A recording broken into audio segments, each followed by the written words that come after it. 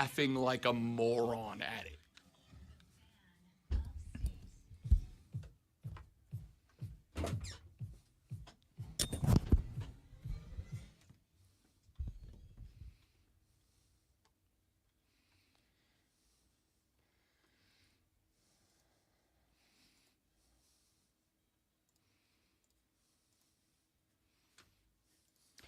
Do it, y'all. Thank God it's... Yeah! Here it goes. Do it with me. Thank God it's... Oh! Yeah! It's Friday, people. It's Friday, my dudes and my dudettes. And the Rob Brown Show is ready to get weird and to have a little fun for the next 4 hours of our lives. People, let's get it. I am Rob Brown, the great Malonzo on the other side of the metaphorical glass, in charge of this and every radio program that you ever heard and enjoyed. If you didn't enjoy it, he didn't work on that one. If you finished and you went, damn, Delilah's on fire tonight, Lonzo was running that show. That's how good he is. We're glad to have you. I'm in a weird spot because on one hand, exhausted. On the other hand, hashtag worth it. Stayed up. I hope not yet. I haven't done anything worth it yet that I'm aware of, buddy. But I got to tell you, despite the fact that, and I do wonder if there was anybody in the production truck that did the old Captain Kirk facepalm. I loved the end of that game last night. 34-7 Chargers win over the Lions. Preseason scores, games, not games. Watched the second half this morning. Saw all the things that you're about to talk about this morning fresh in my mind. Preseason scores don't matter. Games do. We have seen 0-4 teams be very good in the regular season. We have seen 4-0 preseason teams be very bad. If I recall correctly, the 0-16 Lions were 4-0 that year in the preseason.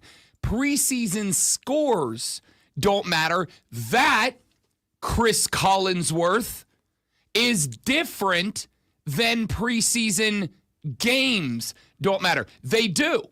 How much do they matter? I think Trey Lance may have earned a job last night.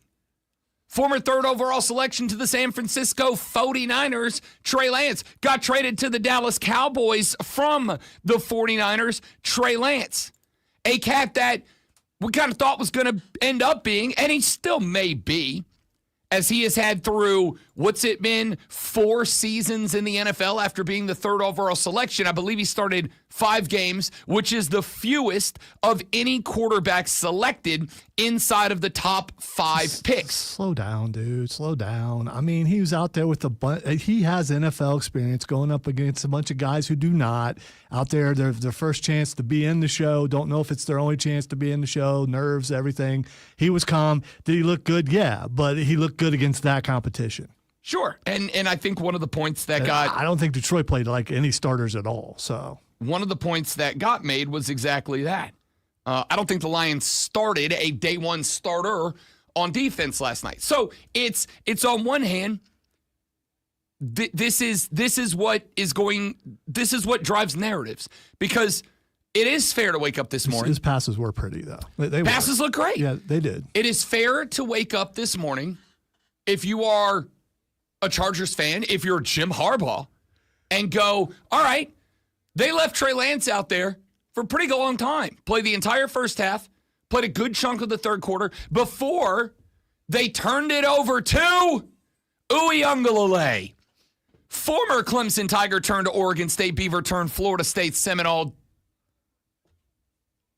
And then did he get hurt? Oh, I'm sorry. I was waiting for the part where he got benched or hurt or something.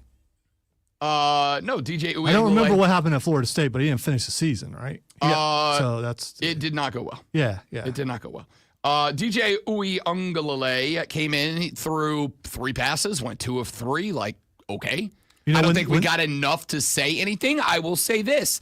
He had, of the 3 passes that he threw, 2 of them, short and medium yardage, 2 of them were dots. 2 of them, I'm like, all right, he's under pressure. He's getting away from guys. He dropped the dot. There would be, and I mean this, and I do not think this is going to happen.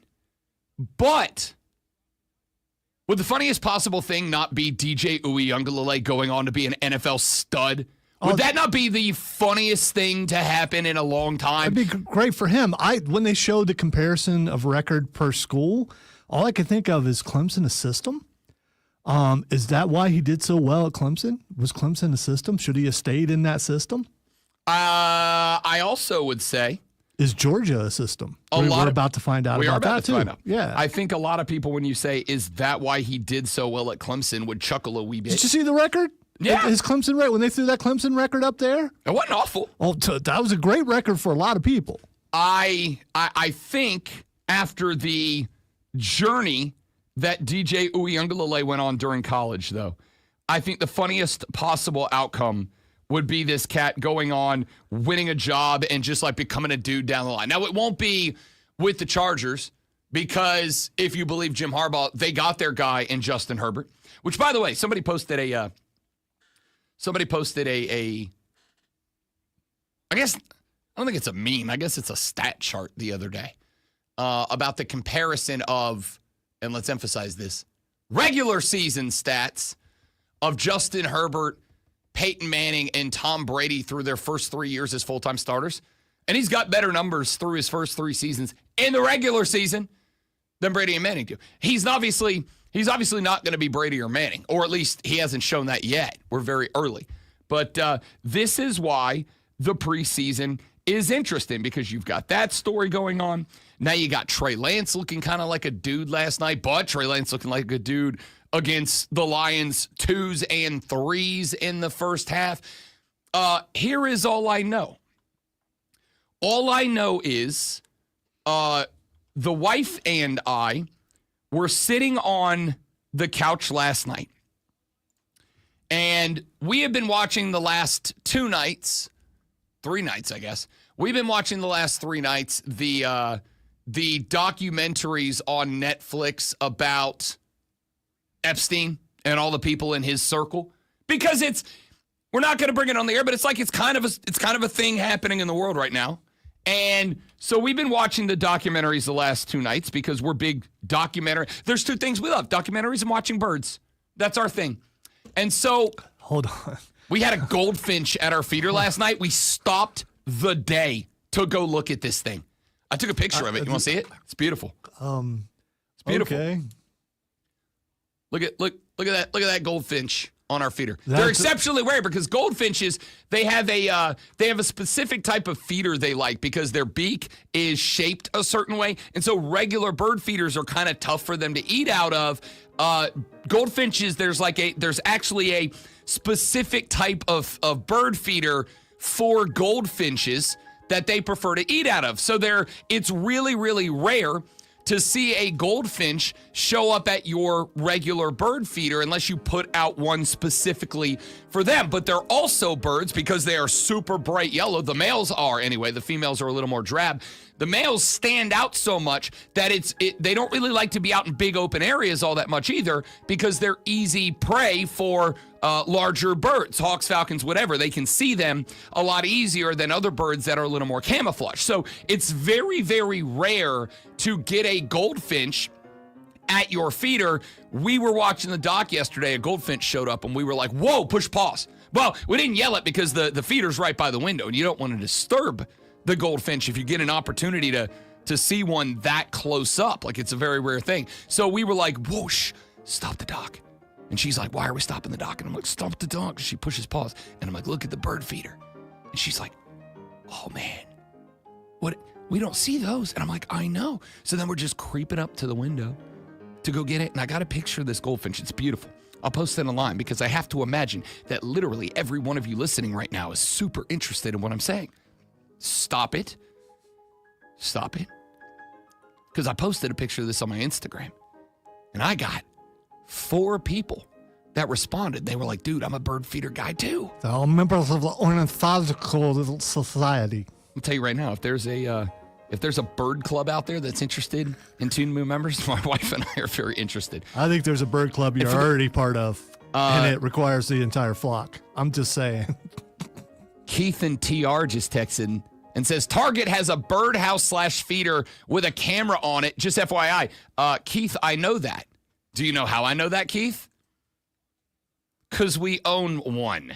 Ooh. I know. We haven't set it up yet. I'm really excited because with this one. Aren't you sad that you didn't have it set up? Because you could have gotten close-up pictures of the goldfinch. Goldfinch wouldn't have come to that feeder. Because okay. it's got a deeper bowl on it. Because that way the birds have to like land and kind of get up close because you want that webcam on them. This one is really dope in that it's got a motion detector on it. It hooks up to your phone and your Wi-Fi. So if something lands on the feeder, it sends a push alert to your phone so you can log in and you can like watch it while it's right there.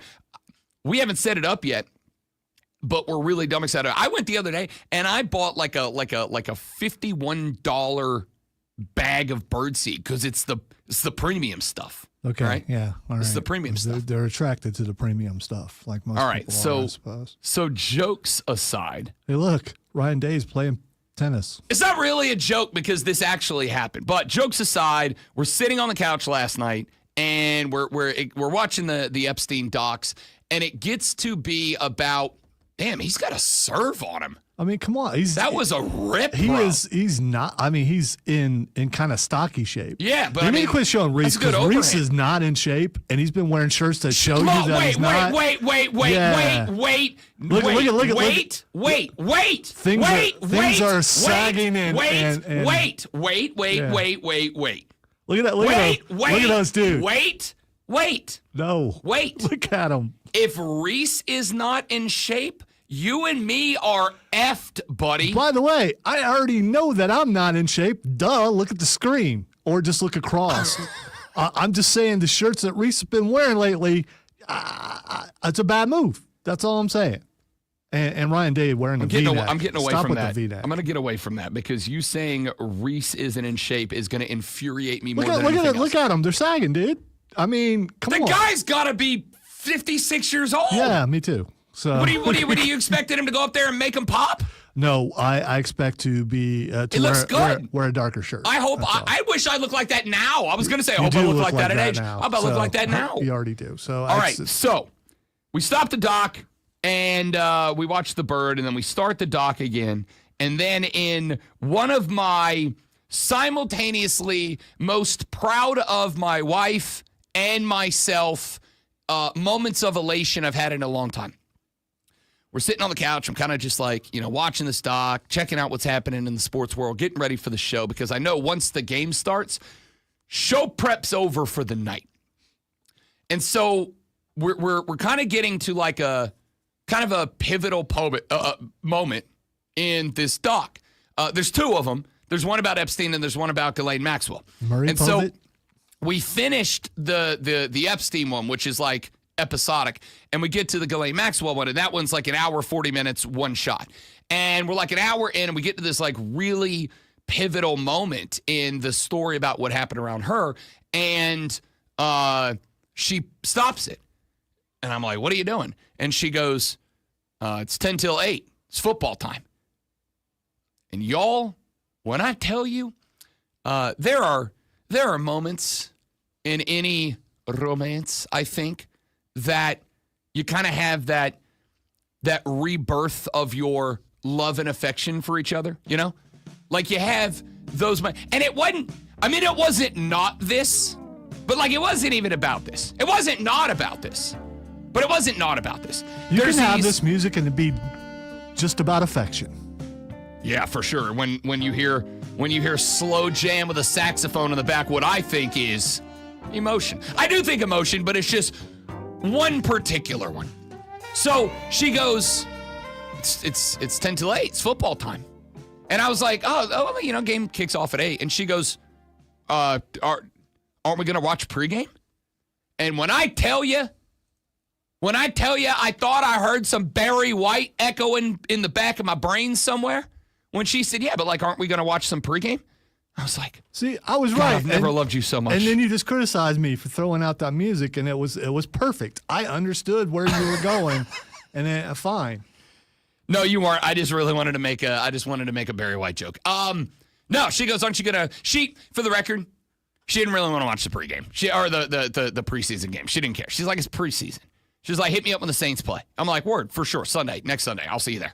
But she goes, I know you want to watch preseason. So I went in the bro cave. I turned on the TV. I sat down. Because I'm an adult, I air fried myself some chicken nuggets.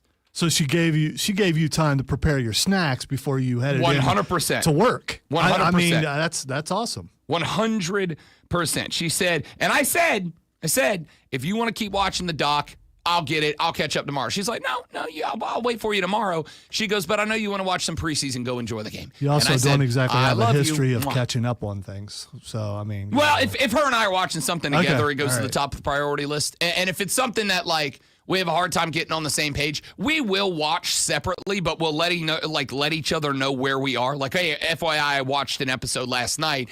I'll wait for you to get caught up. So I would have been happy to hold off and like let her pull it. I'd have got caught up, whatever. But she goes, no. I know this is like a thing. Go watch your pregame. Go watch your preseason. We'll finish it tomorrow. And I was like, it's a date. I love nothing more. I forgot that I am also hosting BetMGM tonight. So no, we won't. We'll catch it up tomorrow. But like whatever. The point is, preseason football last night and it was awesome.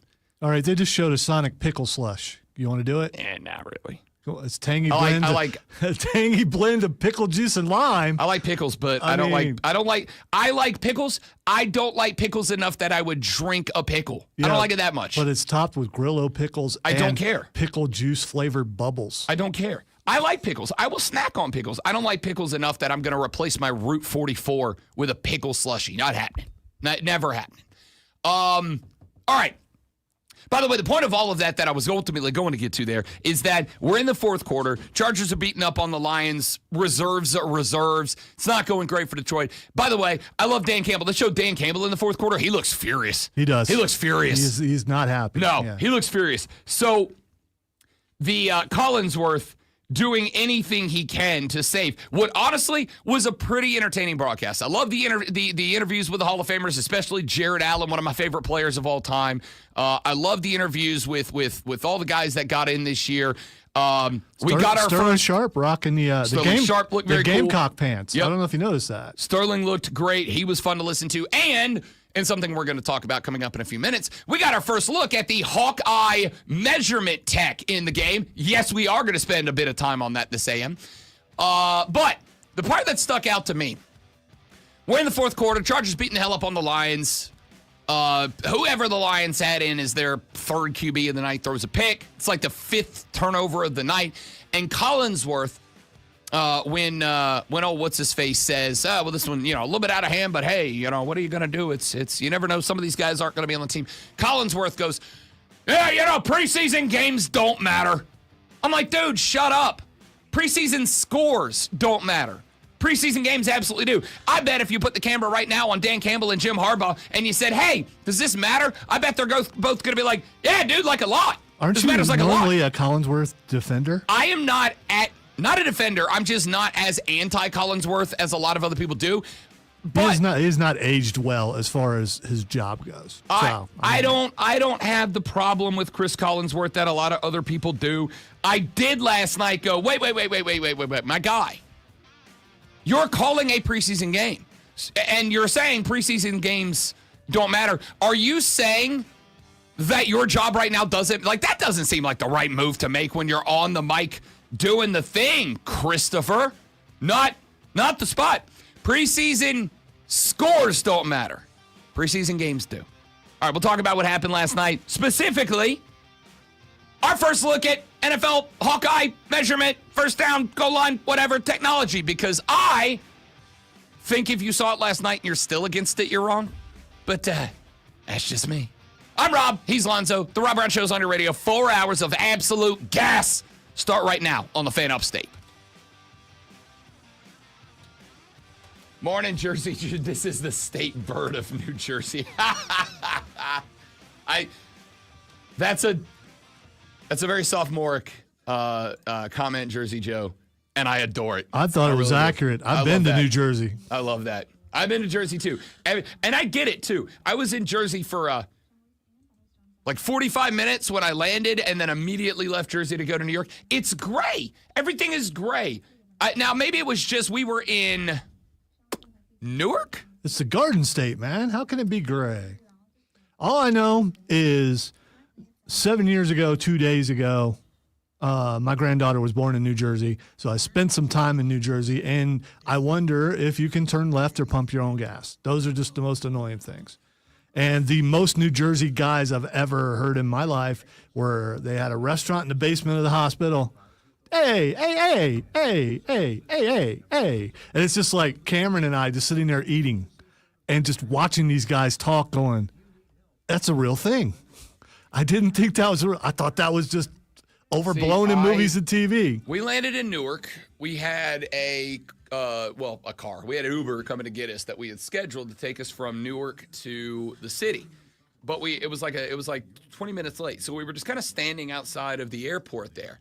And I don't know why, like in my head, I had that I was going to get off of the plane and it was just going to be like I walked into an episode of The Sopranos, because like that's that and Garden State, the movie, or like my sole experiences with Joycey.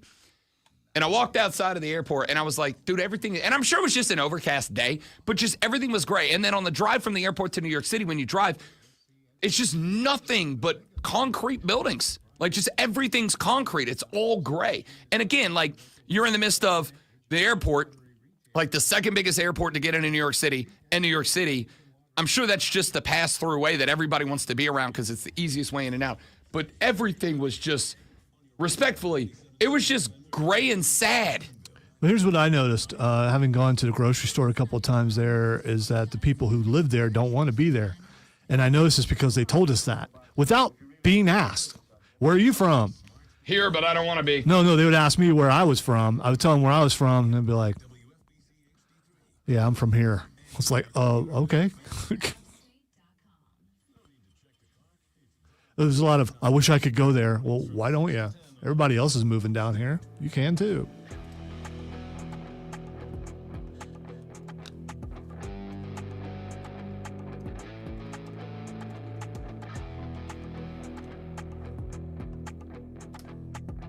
The Rob Brown Show on your radio. It is the Fan Upstate. It is Friday. Gotta get down on Friday.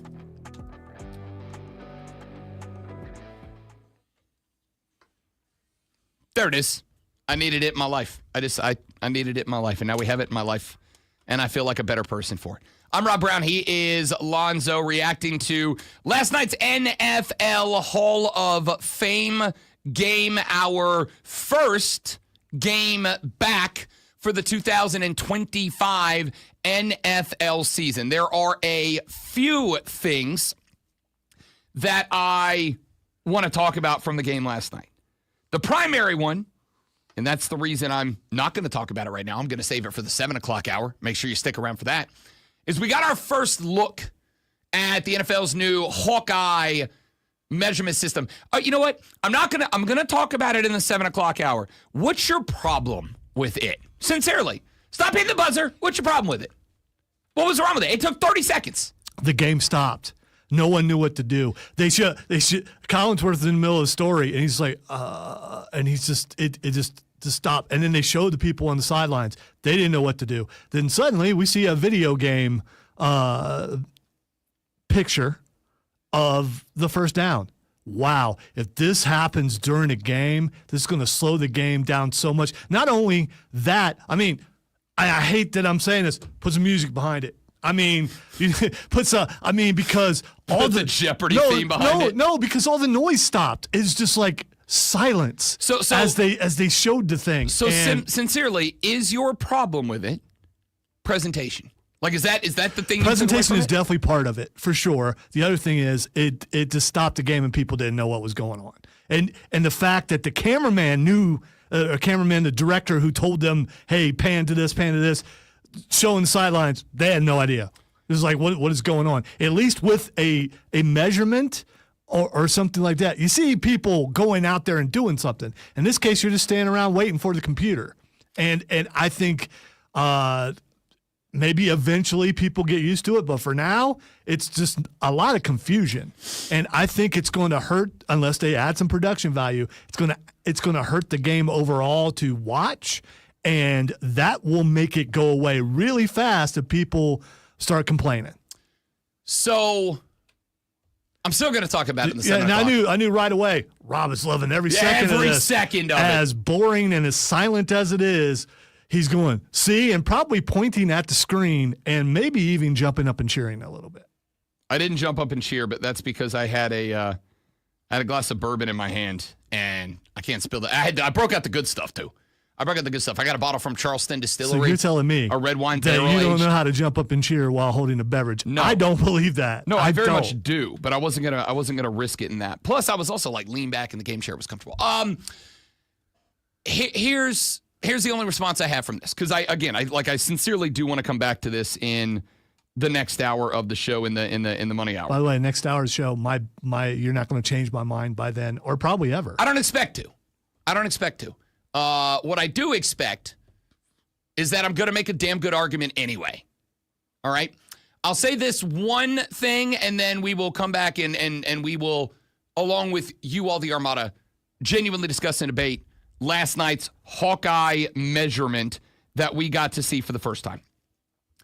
I would, and I've said this before, and I'll say it again and again and again and again and again and again.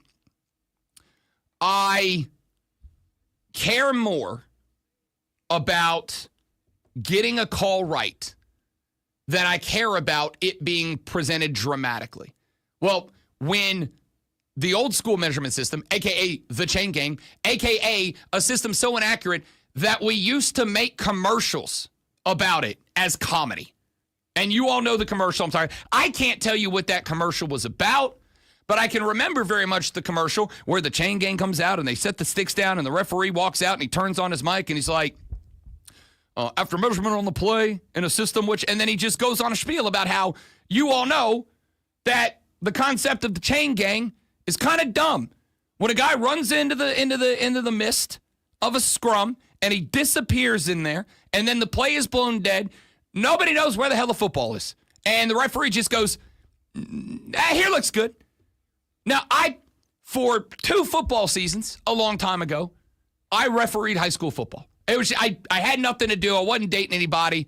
My show was on in the daytime. I was like, whatever, I'll ref some football. That'd be fun. Good way to stay in the game. So I did. And the first assignment I had, it was JV football, but shut up. The first assignment I had was as a side judge. You know, the guy that runs with the ball carrier down the sideline, the guy that runs in and marks the spot. And I got to tell you, when a ball goes in the scrum, you can do your gosh darndest, and you've got the best seat in the house. You can't tell where the ball is when a guy stops. If we have tech to see where that is, yes, these games have 40 seconds or more.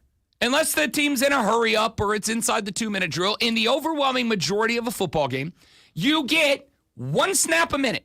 1 snap a minute. So delaying the game literally 35 seconds, which is less time than it is from snap to snap. Referee timeout.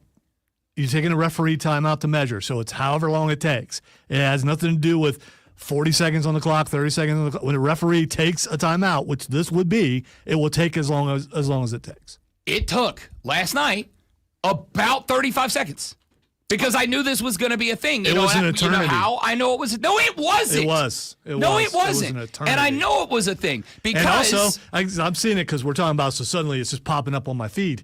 I'm like, okay, was that a first down or not? I don't remember which way they were going.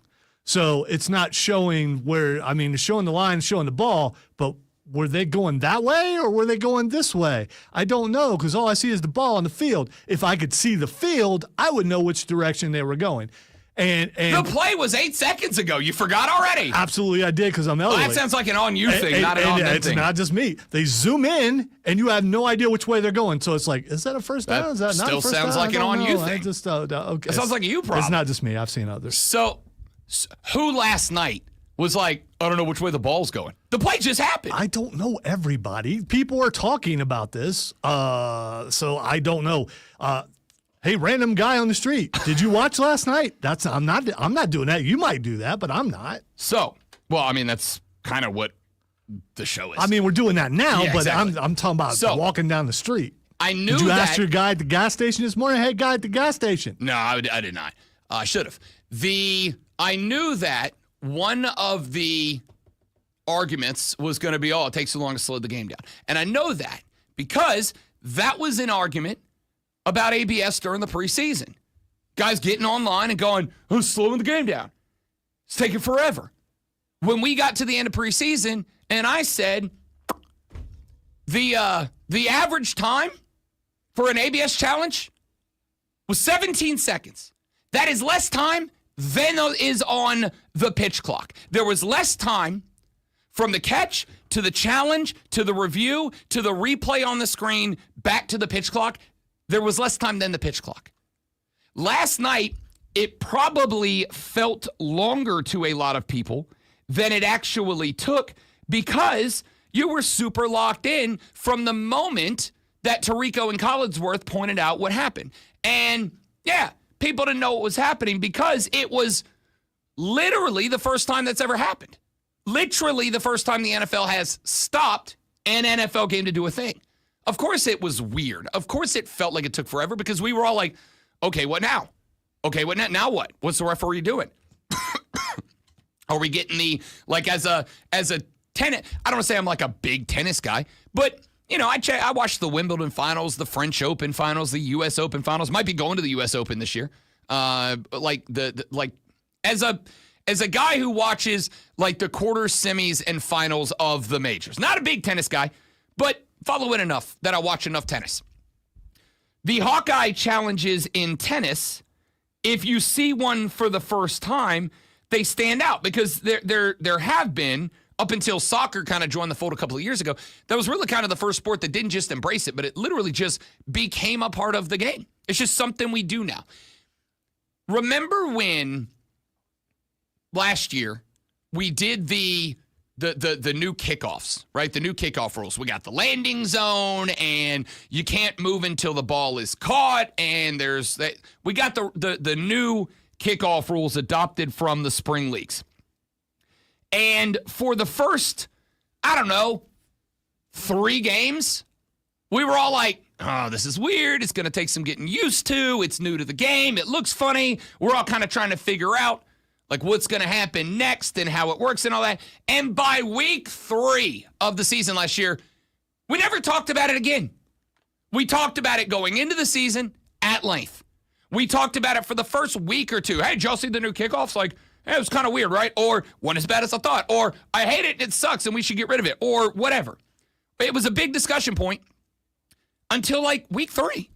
And did you hear anybody talk about it after that? If there is one guy on the face of the planet that I would expect to have kept that conversation alive, it is, and I love him dearly, it's Diesel. Diesel loves, and I'm good with this because I'm a business of sports guy. I'm fascinated. I know it's not compelling radio. I bring it up when it's impactful, but I love the concept of the business of sports. Diesel loves talking about sports on TV. What's getting ratings, what's not, what's working, what's not, how it's impacting viewership. This league's up, that league's down. Here's the reaction, here's the result, whatever. He loves it, and that's fine. It is kind of a big deal. So if there was one person that I would have expected to be talking about the kickoff late in the season, it's Diesel. Because I think he would have had the take of either, it doesn't impact the game as much as I thought it was, and who cares about viewership, it's going to be fun, or this is taken away from the game, it removes an exciting play, whatever. Nobody, even hate, was talking about the kickoff. It's going to be the same thing with this. It's going to be shocking because it's the first time we've seen it. You really think Diesel watched the preseason NFL game? No, I was talking about last year. I was talking about year one. All right. Okay. I was talking about year one when they introed the kickoff. Let's put it this way. If you watched the preseason game last night, I'm willing to bet nobody listening to the show last night had a comment about kickoff rules. Why? Because it just went, All right, that's what we do. Like, that's part of the game now. The same will be true with the Hawkeye tech. It will be like week 3, when we fully ingratiate it, it'll be like week 3, and when it happens, everybody go, all right, I got 15 more seconds to go get a beer. We'll see. Will this be what you think? Will this be the norm? And if it is, there's no use complaining about it once it is implemented and is the rule for years. Or will this be like the pass interference calls that could be reviewed? So will this be that? Because the NFL will throw things in there and for a year and sometimes take them away. We've seen them do that. The question mark to me is, and that's fair, that's a good question, but the question mark to me is this. Would you rather have the chain gang in a subjective spot from the ref, which is probably going to be a wrong more than it's right, but hey, drama, or would you rather have a system that's going to get it right way more often than it gets it wrong and have teams that earn a first down, get a first down, and teams that earn a stop, get a stop? In an age of distrust of AI and robots, I'd rather have the chain gang. Hell yeah. Wrong calls. Big fan. Because fan. AI lies and they want to kill us all. Can't wait until the chefs lose a game because Rasheed gets stuffed right around the line and Zoe thinks he got it, but the refs go, no, chain gang. You know, say he got that it. Will be awesome because he will actually be playing, and I can't wait to see that. Glass half full. I liked it. When we come back, Notre Dame's athletic director has spoken out about the college football playoff bracket model, and he's taken a side, and you definitely will guess which side he's taken. I'll tell you next on the Rob Brown Show on the Fan Upstate. All right, y'all stay right there. BR.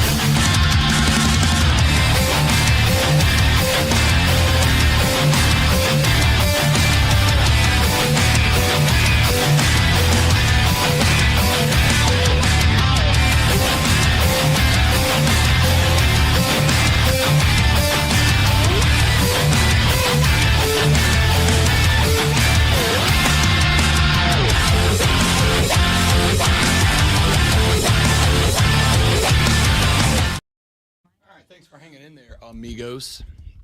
Spectacular as always to have you. Still getting around to that fix on your car? You got this. On eBay, you'll find millions of parts, guaranteed to fit. Doesn't matter if it's a major engine repair or your first time swapping your windshield wipers. eBay has that part you need, ready to click perfectly into place for changes big and small. Loud or quiet, find all the parts you need at prices you'll love, guaranteed to fit every time. But you already know that. eBay, things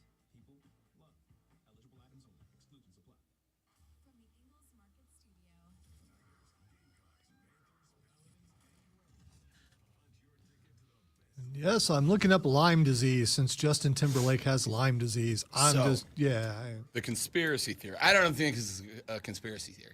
You ever notice that a bunch of celebrities get Lyme disease and you've probably never met anybody with it? It is used by celebrities as a cover to go to rehab without admitting they're going to rehab because you can't, it's hard to get proof of Lyme disease. Wow. That's the theory. Wow. Have you seen the videos of his tour performances? He just comes out and he just kind of stands there and he doesn't sing most of the songs. He does this thing. So a lot of people are really complaining that he's not doing good shows on the tour and he's been drunk a lot. He got that DWI and it's been kind of a spiral. So that's the belief. The Rob Brown Show on your radio. It is the Fan Upstate. Rob Brown, the great Malonzo, and you. Let's talk some college football here for just uno momento.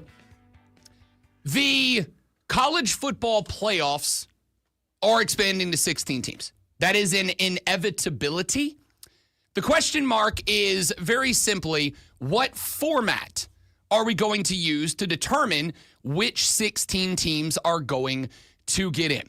And right now, there's only two options on the table. Option A, which is the option the Southeastern Conference has been promoting, is the 5+11 model. The 5+11 model being the 5 highest conference champions and then the next highest 11 teams. Then there's the model that the Big Ten is promoting. The Big Ten is promoting the 4-4-2-2 plus model. That would be 4 AQs from the SEC, 4 AQs from the Big Ten, 2 AQs from the ACC, 2 AQs from the Big 12, 1 AQ, the highest ranked group of 6 team, and then 3 at-large selections. There are no other models that are on the table, primarily because the power of selection is in the hands of the two conferences that have all the money, the SEC and the Big Ten. And as I've said a few times, I do think there is more power with the SEC than the Big Ten. The Big Ten is going to have to win over other conferences. There was a question that was posed during ACC Media Days. In fact, I was on the BetMGM network live from ACC Media Days, and I was talking with Ryan Horvat about it. And Horvey, who is a Notre Dame guy, so not in the ACC, but ACC adjacent, Horvat said, I listened to Jim Phillips, the commissioner of the conference. I listened to his speech today. I really wish he would have taken a stance on the format. And I gave my theory to Horvat. I gave it to y'all from ACC Media Days. My theory is this. Jim Phillips has one job. What is that one job? Whatever he can do to make the ACC better. Right now, what the ACC is striving for is survivability. How do we exist? We know that at some point, probably 2031, but potentially closer. And after the report dropped earlier this week that North Carolina has already been pushing to join the Southeastern Conference, and you will notice that unlike in the last couple of months when there has been conversation about other schools potentially being interested, in more recent months gone by, Greg Sankey has a number of times said, yeah, we're not talking about that right now. That's not something we're thinking about. We are where we are. It's going to be a minute. He has not done that since the report that UNC has somewhere landed between they've had discussions about joining the Southeastern Conference and they've had discussions with the Southeastern Conference about joining the Southeastern Conference. Sankey hasn't addressed it that I am aware of yet. And I imagine that he will because that's going to be front page sports news when it happens.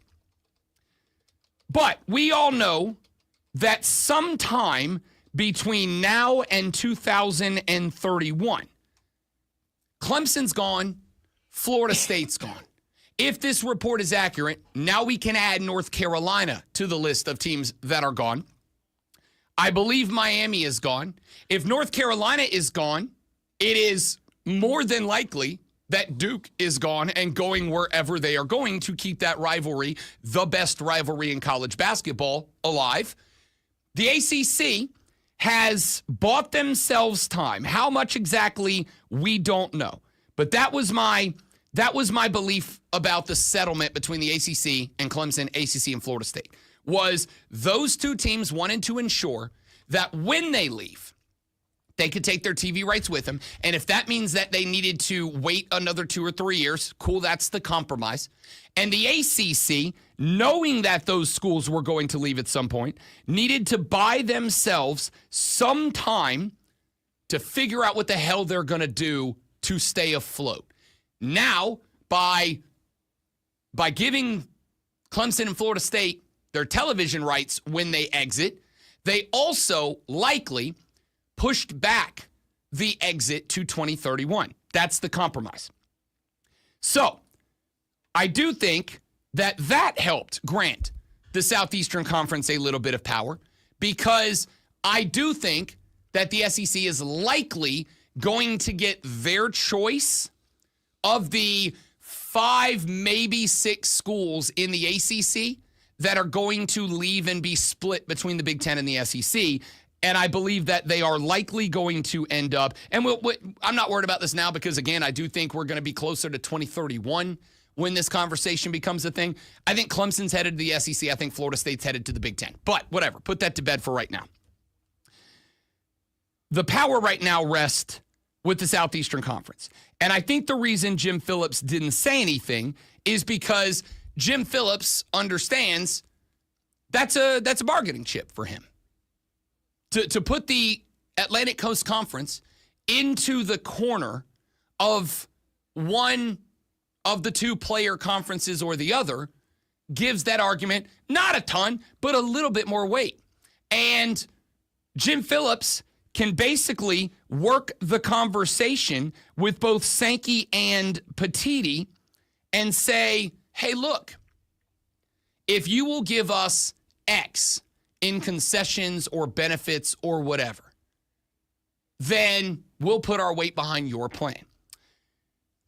Notre Dame, obviously, as a team that is not, and let's just kill this bit of the conversation before somebody texts it, guys, they're never joining a conference, okay? I don't know how many times I heard at ACC Media Days people in the business say, well, you know, all this would be a heck of a lot easier if Notre Dame would just join a conference. They're not going to. They have no reason or incentive to do so. Put that to bed. However, Notre Dame has obviously been granted over the years quite a bit of power. Not as much as the Southeastern Conference or Big Ten have in the game, but I do think Notre Dame, honestly, probably has as much, if not more, power at the table than the ACC and the Big 12 do right now. So when Pete Bavacqua, the athletic director at Notre Dame, speaks, it matters. Well, as the Big Ten continues to push for the AQ model, the 4-4-2-2 plus model, and as Greg Sankey continues to push for the 5+11 model, we've kind of wondered, well, a lot of people have kind of wondered where Notre Dame was going to end up in this. There, to me, was no question where Notre Dame was going to land, whose side Notre Dame was going to end up on. It has been my assumption, not guess, assumption, that Notre Dame was going to back the SEC's model, not the Big Ten's. Well, that's exactly the case. In an article with Pete Sampson of The Athletic, Pete Bavacqua said, quote, I happen to think that there should be automatic qualifiers for the Power 4 conference champions, and there should be an automatic qualifier for the highest rated G5 champion, but Then, whether it's 12, 14, or 16, I think you have to earn it on the field, and those should be at-large berths. I think that's the best way, the most repeatable way to get the very best teams to compete for a national championship year in and year out, and I think most people agree with that, both the decision makers, the general public, football fans. I think that's what people want to see. Southeastern Conference model. More at-large bids. And I was on Reddit yesterday. Let's just call it. I was on Reddit yesterday. They have a college football subreddit that has some 4.5 million people active on it. And there were a lot of people that were in the comment section about this article, this interview with The Athletic. There were a lot of people in the comment section that were like, why this plan? Why this plan? It's really simple. Notre Dame's not at a conference, which means if you go with the 4-4-2-2-1-3 model, Notre Dame cannot have 4 plus 4 is 8, plus 2 is 10, plus 2 is 12, plus 1 is 13. This is what I've said the whole time. In that model, 13 of 16 spots can only be won by teams inside of the conferences, the power conferences. Notre Dame's not one of them. There are 3 spots. Notre Dame is eligible for, under that model, one of 3 spots in the college football playoffs. Under the Southeastern Conference model, Notre Dame, who cannot win a conference championship, and that means in the SEC's model, is only locked out of 5 spots. That means that, and I'm bad at math, but that's the 11 spots, the plus 11. That means that Notre Dame is eligible for one of 11 spots. And again, bad at numbers, but if system over here says there are 3 spots that you are eligible for, and system over here says there are 11 spots that you are eligible for, I'm dumb, but I got to say I'm going to go with the system that gives me one of 11 spots I can get into, right? So I don't know how anybody or why anybody was shocked by that. I think Notre Dame benefit. I don't think. This isn't a statement. This isn't a thought. This isn't a hypothesis. Notre Dame is definitionally better served to support the SEC. There is a reason that Pete Bavacqua, and remember, Notre Dame has its own media day because, again, not at a conference. Pete Bavacqua was not going to speak out until that's the other benefit they have by being Notre Dame. They can afford, because their voice matters, but because they are not obligated to show up and voice their thoughts at a conference media days, like Greg Sankey and all his coaches, like Jim Phillips and all his coaches, like Tony Petitti and all his coaches.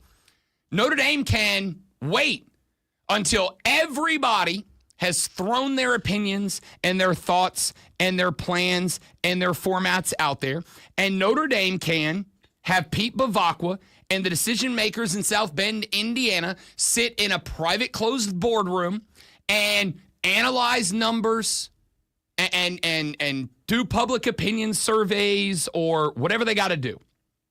Send out MailChimp surveys, whatever it is they do. They can sit back in their locker room.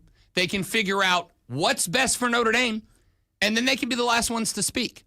And their voice holds sway, much like Jim Phillips and Greg Sankey's and Tony Petitti's. Their voice holds sway. I would say it holds less sway than Petitti and Sankey, but as much, if not more sway, than Jim Phillips does. So I am telling you now, I am comfortable with saying this. I think you are ultimately going to get the compromise, and I think we will get it before December. Remember, they have until December 1st to decide on what the format's going to be. By December, you are going to end up with the compromise from Greg Sankey that the SEC will, as the Big Ten does, play 9 conference games. But in return, they will get their 5+11 model. And ultimately, I think that Jim Phillips will now throw his weight behind the SEC to push that because Pete Bavacqua and Notre Dame have done that. The SEC just picked up a big ally in their quest for the 5+11. The question mark is Notre Dame a big enough ally that it'll get Greg Sankey's way without the SEC having to go to a 9-conference game schedule, which they do not want to do. We're going to talk more about this in the next hour of the show. They're going to try to strong-arm Tony Petitti. I don't think they're going to try to strong-arm him. I think they've already got him all but pinned to the table Stallone style. And the Notre Dame endorsement is just Pete Bavacqua coming over and like putting a finger down on Sankey's hand, helping push Petitti away. You don't strong-arm Petitti. You know what I'm saying? What's that arm wrestling movie called again? Over the Top. That's the one. They're getting over the topped. You all are about to be taken over the top in audio pleasure with Lonzo's Sports Flash. Oh, that was a good one. I like that one. I didn't. Our first NFL score of the 2025 season is in, with the Chargers knocking off the Lions in the Hall of Fame game 34-7. Former third overall draft pick Trey Lance was a standout, going 13-20 for 120 yards and 2 touchdowns for the Chargers before being replaced by former Clemson Tiger quarterback DJ Uiagalelei, who went 2 of 3 for 25 yards, finished the game. The Chargers defense ended the night with 3 picks and 2 fumble recoveries. Washington Commanders wide receiver Terry McLaurin, who's been requesting an extension from the team for weeks, has now requested a trade. McLaurin has 1 year remaining on a 3-year, $68 million extension signed in 2022. And the Atlanta Braves won 12-11, 10-inning thriller over the Reds yesterday afternoon. Carlos Carrasco got his first start for Atlanta, giving up 7 hits and 3 earned runs in 6 innings, striking out 5. Atlanta had 13 hits on the night. It's pretty good.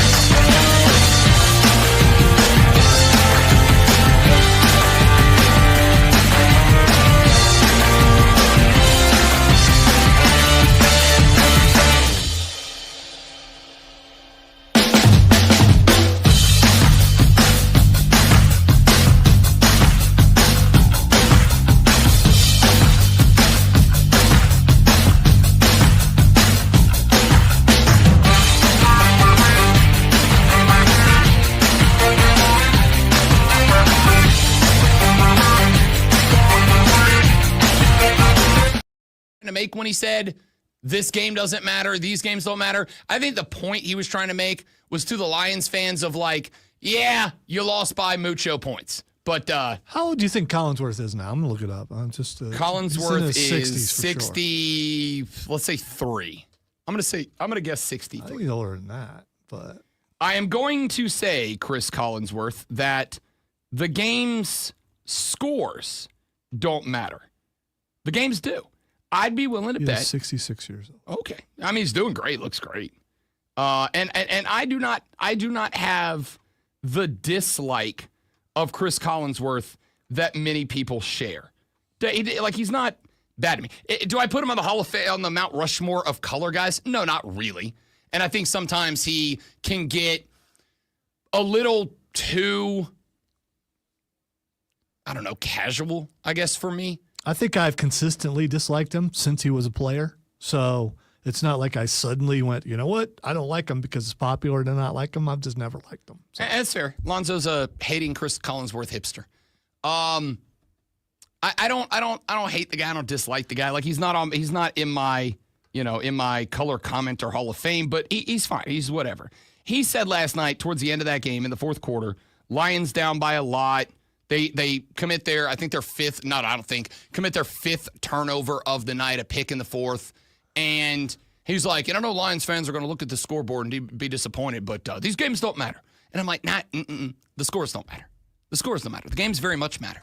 There were some dudes last night. Because I was also shocked, although they're not wrong about it, I was shocked how many times during the game that Tirico and Collinsworth both said, most of these guys are never going to play in another game. Most of these guys are going to lose their job. And they were just like, hey, just passing on it. And I guess, like, you're right. You're right. But also, we've said the same thing. I mean, why is it okay for us to say it, but not for them? I have said it as an argument for why preseason games both A, matter, and B, are awesome. Like, it's those guys playing in the fourth quarter. No, they're not the best football players in the world, but they're fighting for their career. Like, the dudes who are playing in the fourth when they're trying to make a roster are busting it. And Collinsworth and Tirico were almost saying it like it was a reason to just turn the game off and get to bed. I felt like, honestly, there was a point in the fourth quarter between Collinsworth saying the game doesn't matter. And again, I think he meant the score doesn't matter, but what he said was the game doesn't matter. And Tirico pointing out that, most of the guys out there, they're not going to be on rosters. I honestly thought to myself at one point, you guys are making a great argument for me to turn you off and go to bed. You guys are making a wonderful argument for me to hit the power button and take it to the sack and call it a night. I don't want to. I want to finish the game. And I did, because I don't care about my own health or well-being. But it sounded like they were making an argument as to why I should not watch anymore. Well, I was just kind of taken aback by that. These, especially the early preseason games, because there's only 3 now, mean so much more than they used to. Used to be, I believe, the third one was the dress rehearsal for the stars, and the 4th one was your last chance to make a team. Well, now you have only technically like 2 games to make a team. And those guys last night, even into the fourth quarter, were playing pretty hard. Yeah, and the guys that are playing in the fourth quarter, those are the guys that are the 7th DB on the chart. Those are the guys that are proven that they should make it because they can hustle, because they'll grind, because they're going to be the hardest workers, hardest hitters. They can be special teams aces, whatever. And to me, that makes it more interesting, not less. I guess that was kind of the thing that was the most compelling to me, that like I said, I was just a little taken aback that Collinsworth and Tirico were making it sound like, all right, guys, fourth quarter, y'all can head on to bed. We'll see you next week for the next preseason game that doesn't matter. I don't know. It's just, it felt weird. I don't see why. So would you rather have a younger crew in there who would be more energetic and say less things like that? I don't think they were hurting for energy. I thought they sounded fine. Honestly, I thought the broadcast top to bottom was pretty good overall for a preseason game. It wasn't like the sound or the gas or the energy or any of that. It just, to me, felt like it almost like came across, sounded like 2 guys that were upbeat, and it sounded like they had their Red Bull before the game, but also like they couldn't really be bothered. You know what I mean? Like, I don't know. And I don't know. The takeaway for me was it felt like if the wife did want to watch that game with me last night, and had I convinced her to stay up and watch the game, and I was all excited about it, it sounds like in the fourth quarter, based on Tirico and Collinsworth, they would have talked to her into being like, all right, babe, I'm going to bed. How much does she really listen to the announcers? How much does anyone really listen to the announcers? Although you're more of a what is that, 32 cam or whatever, where they're... Oh, yeah, Skycam. Yeah. Big fan of Skycam. I want more Skycam. Every game should offer a Skycam. Just every game. Game film, Madden style. I want to see the field. Like, I actually had that thought last night.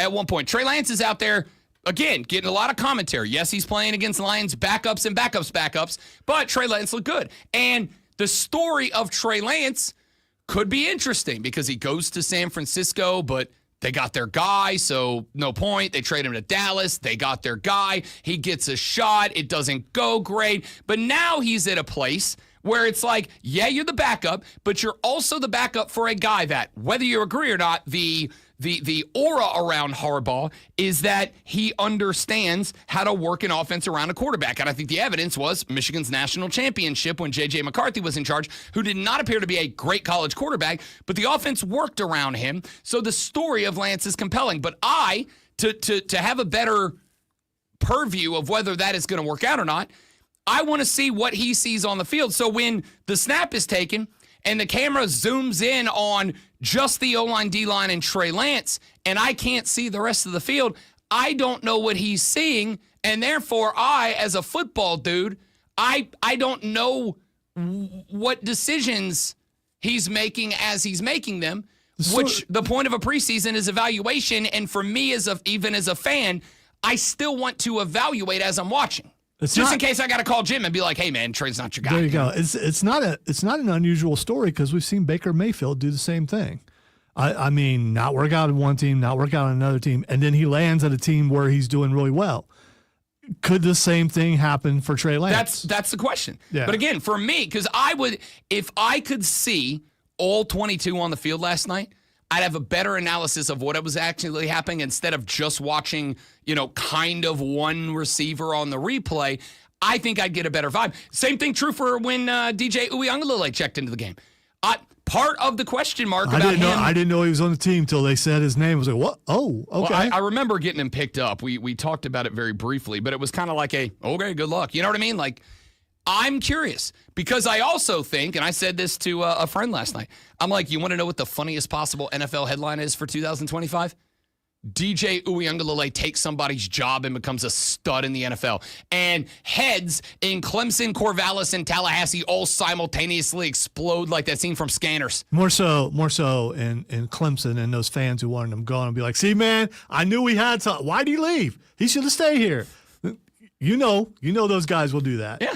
So they all have like Clemson Bob, Clemson Joe, Clemson Jerry. I would rather be able to see the whole football field and have a genuine ability to see what they see and respond to it. All right, it's 7:10 in the morning. That means it's time to run through the three most important sports stories that you need to know before you get to the office and talk sports this AM, because when you do, you got to know what's going on in sports. And that is why every morning at some point after 7 o'clock, Lonzo and I do this. Are you ready for the playbook of the peculiar, the almanac of the absurd, and the encyclopedia of the extraordinary? Well, you better be, because we're diving headfirst into the three top stories that will have your coworkers saying, even before they take their first bathroom break. No. Here we go. Welcome to the Water Cooler Cheat Sheet on the Fan Upstate. It is the Water Cooler Cheat Sheet, the top three sports stories you need to know before you get to the office this AM and start talking sports. When you do, this is what you will be talking about. Item number one. Don't need to spend a ton of time on it because we have, and we will spend more later on, but I got to think the first football game of the 2025-26 football season is worth spending some time on, so let's do that. The NFL's Hall of Fame game went down last night. Score doesn't matter, but if you want it, Chargers 34, Lions 7. Some of the bigger headlines last night, Trey Lance in the game, the former third overall selection of the 49ers, who was traded to Dallas and then sent to the Chargers.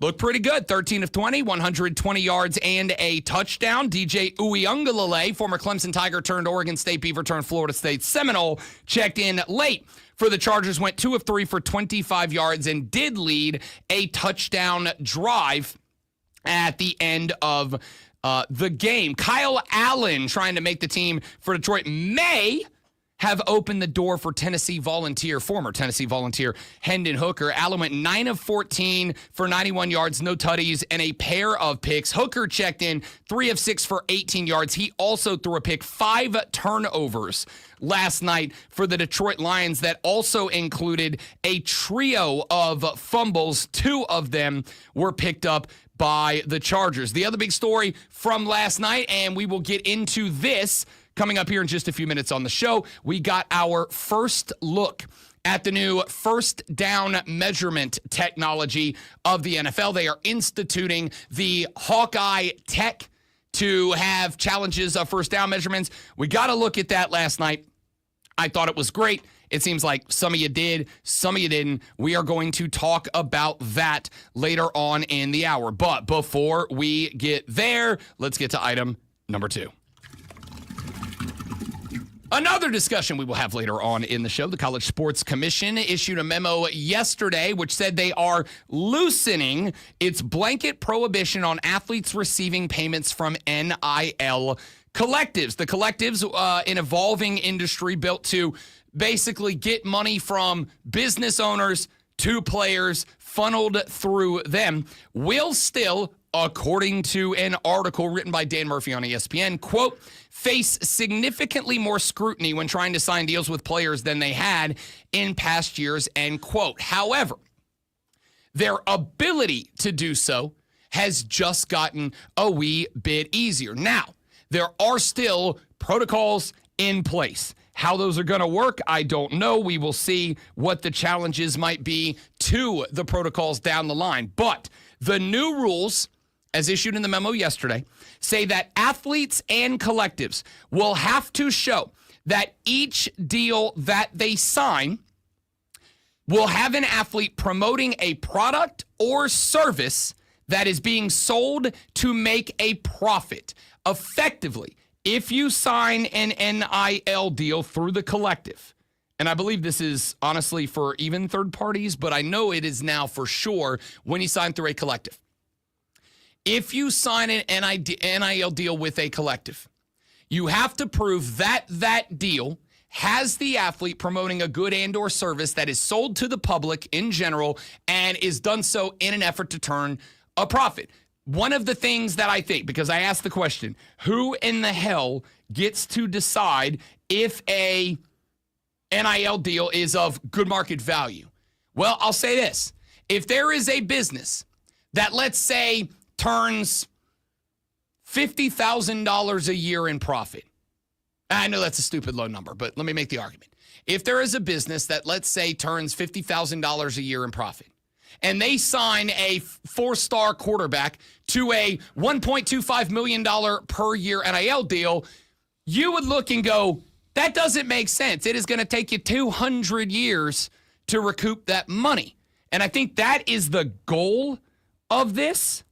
But how that is going to be legislated against in the future is still, I think, a big time question mark. We'll get to that story a little bit later on in the show as well. But very quickly, let's get to item number 3.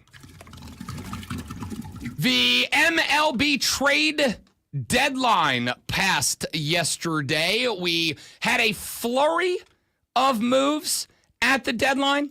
We did not, however, necessarily see any particular massive star move teams, which is unsurprising. That was kind of my thought of that as we got closer to the deadline. It became a little bit more obvious to me.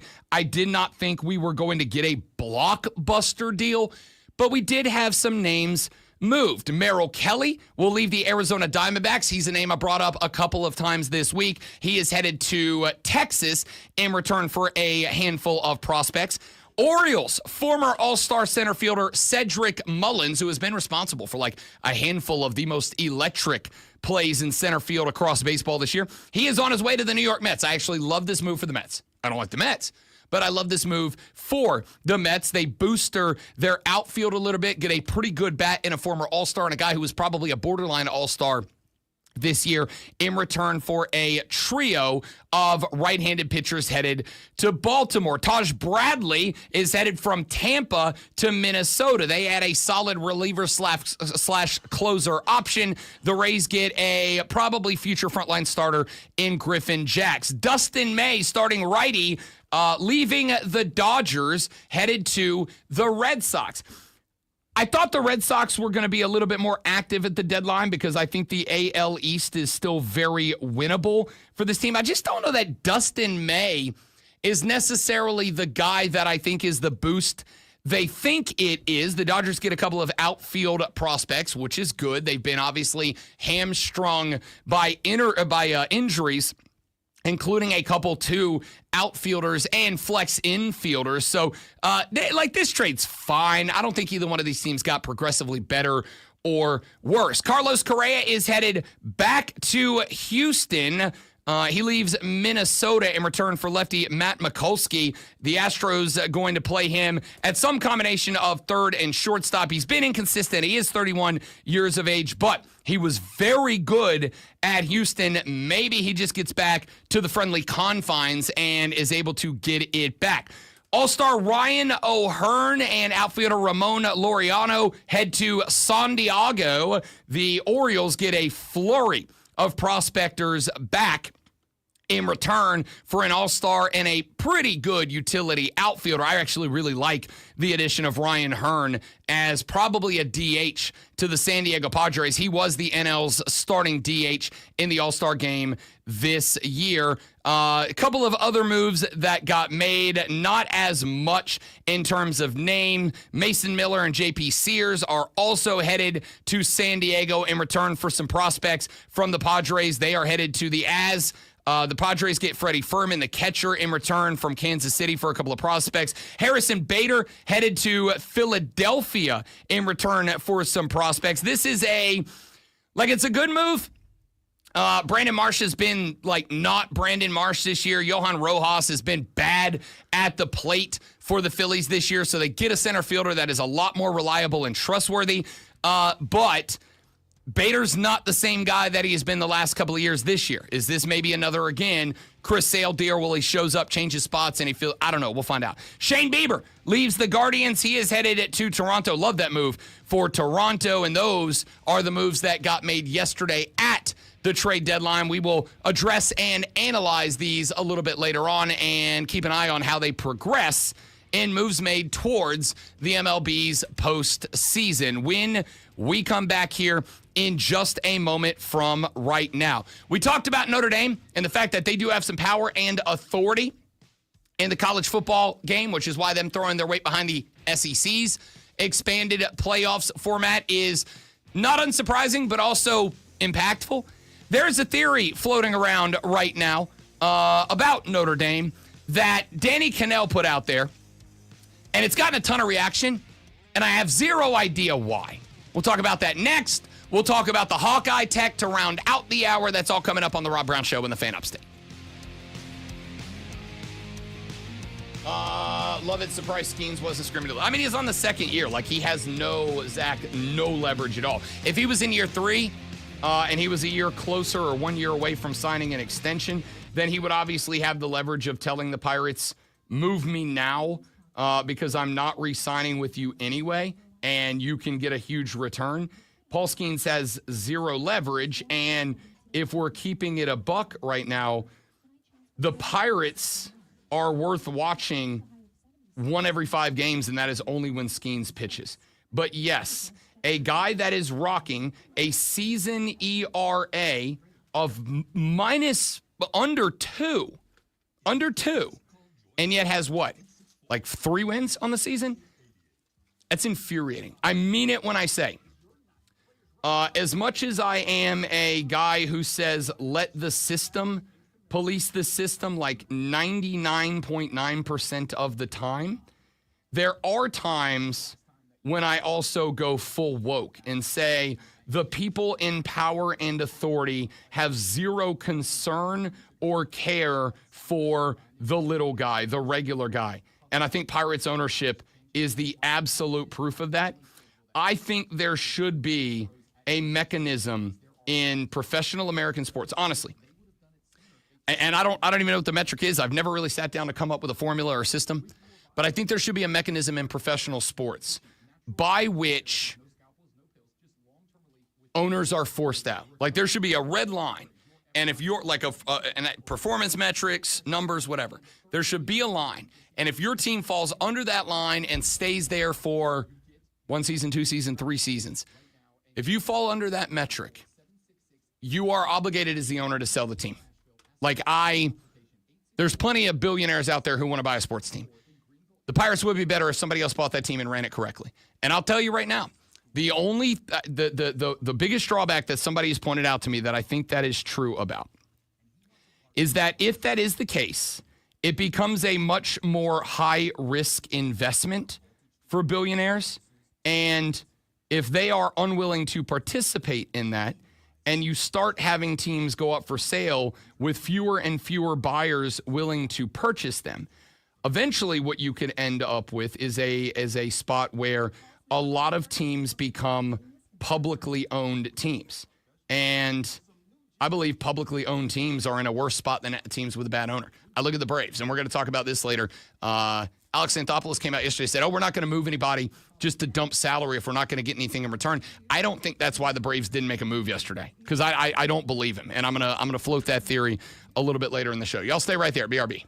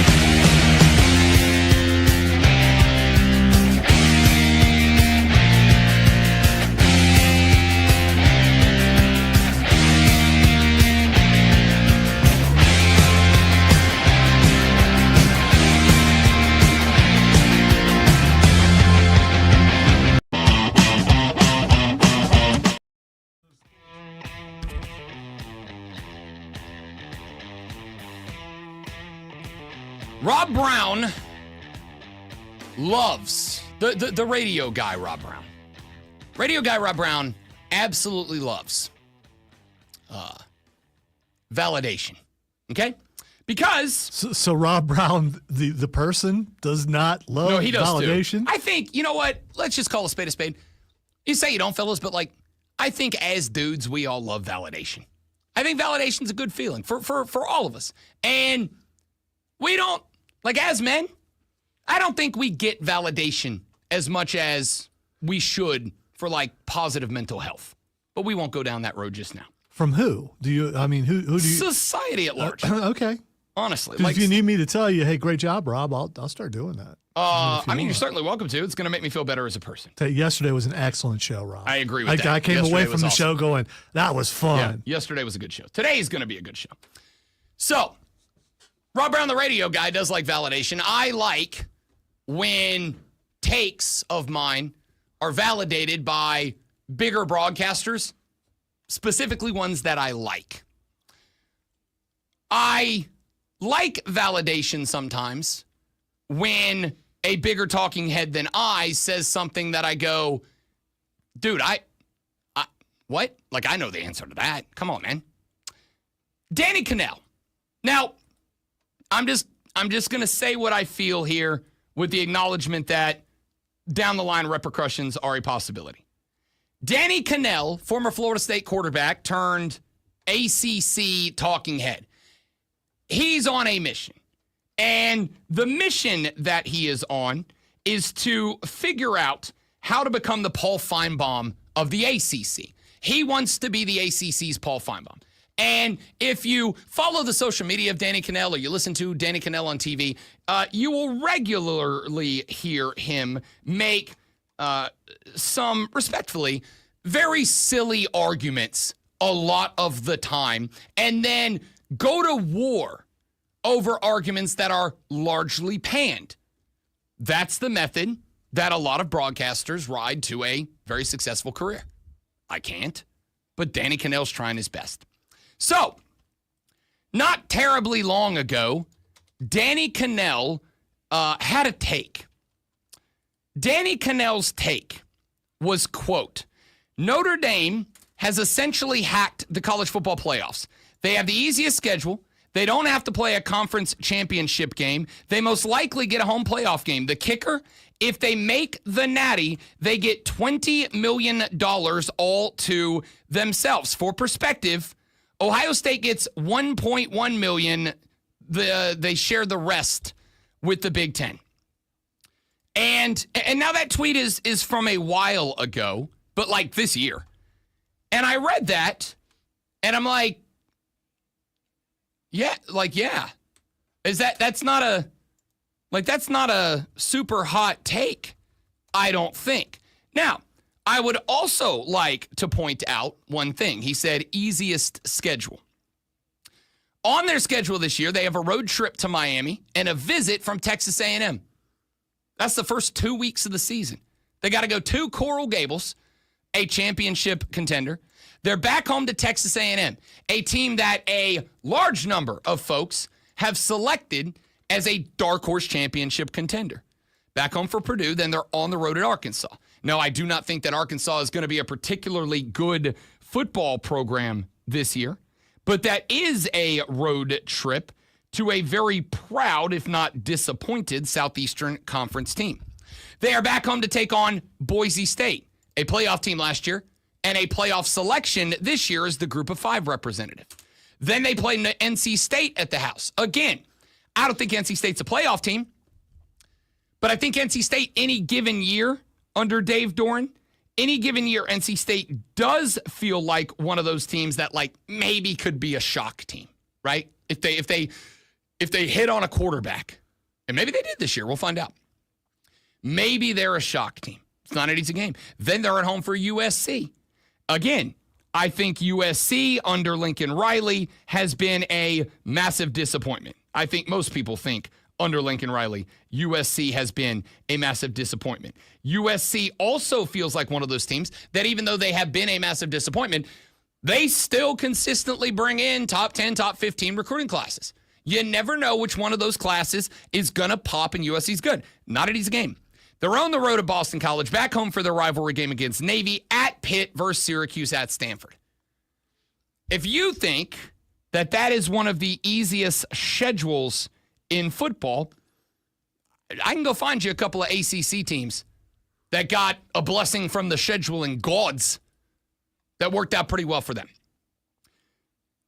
What I will say is Danny Kanell's take on if Notre Dame makes the national championship, they get a huge check that a lot of other teams will not get, and they get to keep all of it. That is accurate. And that is the reason that many are screaming for Notre Dame to join a conference. But just to make the point for the 10 millionth time, it's exactly the reason they won't. It is exactly the reason they won't. Because they have, over the years, and, you know, there's a lot of interesting discussions about how Notre Dame has been capable of doing this. But Notre Dame has built a brand that NBC specifically decided is worth having all to themselves, just that one team. They have built a brand and built a fan base that NBC says, we will give you a television contract for exclusivity for your football games that will pay you the equivalent of what the best teams in the Big Ten and the SEC are getting annually for the conference to have the rights to their games. And oh, by the way, what's that mean for teams like Ohio State, Michigan, Georgia, Alabama? What that means is in the weeks that they play home games against nobodies, they're not on TV. If you want to watch Alabama take on East Carolina, you got to have ESPN Plus or the SEC Network or whatever site that you got to pay a subscription to in order to go find that game. When Notre Dame plays those games at home, you know exactly where it is, and they get that money. Of course they're not going to go anywhere. So unless you can push back on NBC giving them a contract, which, spoiler alert, you can't and they will not, they're not joining your conference or anybody else's. So you can make the argument that they have hacked the playoffs. They haven't hacked anything because the Big Ten wanted it because they would get more money, because the SEC wanted it because they would get more money, because those conferences expanded so that they would get more money. Those conferences, by doing what they did, Notre Dame didn't do anything. They just exist. And in order for the Big Ten and the SEC to get more money, in order for the ACC to get more money, Jim Phillips pointed out at ACC Media Days, last year was the most profitable year for the ACC in the history of the conference. In order for them to get more money, they propped up a system which Notre Dame got to look at and go, hell yeah, we get more money too. This is great. This is awesome. Thanks, everybody. Thanks, everybody. I don't know what we're talking about here. Like, what? Why is this a thing that people are jumping on and having a fight over? You created the system so that the SEC, the Big Ten, the ACC, the Big 12 could get more money. You created a system to benefit the big dogs, and Notre Dame, over the past couple of decades, created a world in which they got a contract with NBC that says we'll pay you the same that Ohio State's getting from the Big Ten, but we're also going to guarantee you the added benefit of all your games are readily and easily available nationally. By the way, huge recruiting asset there. What? Like, why? Notre Dame's not the bad guy here. I know everybody wants to cast them as the bad guy. They're not the bad guy. They built the brand. They put in the legwork. They had the foresight to make this happen. And y'all created a world where their brand has the same power behind it as the ACC and the Big 12 do. They've created a world where they get the same TV revenue and more nationally televised games. They're not the bad guy. Those of you that are screaming that Notre Dame should be forced to join a conference, good luck. You're wasting your breath. How are we still talking about this? All right, let's take a break. When we come back, last night the NFL's Hall of Fame game took place in Canton, Ohio. And in that game, there were a couple of big-time moments. The biggest time moment to me was the fact that we got our first look at the NFL's use of Hawkeye technology for first down measurements. I thought it was great.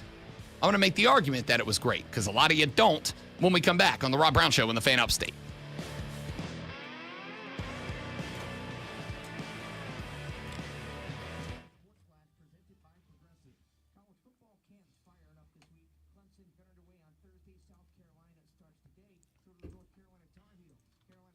Oh, man. Where'd that go? Be right back, guys. I got to dig a little bit. Stay right there.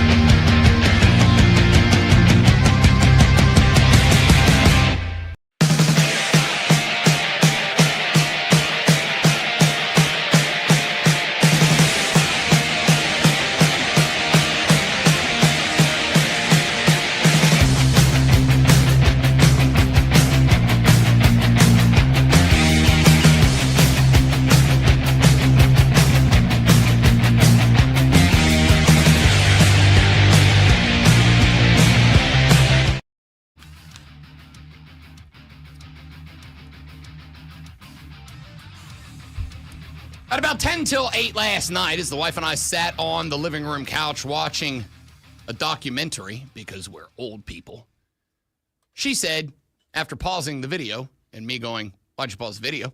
She said, hey, it's football time. She said, I figured you wanted to watch at least a little bit of the pregame before kickoff. And I went, love you. Went in the back, into the bird cave, sat in the chair, turned it on, watched a little pregame, and then watched the game, and it was amazing. Not that it was like a particularly amazing game. It was just amazing to have football back on the TV.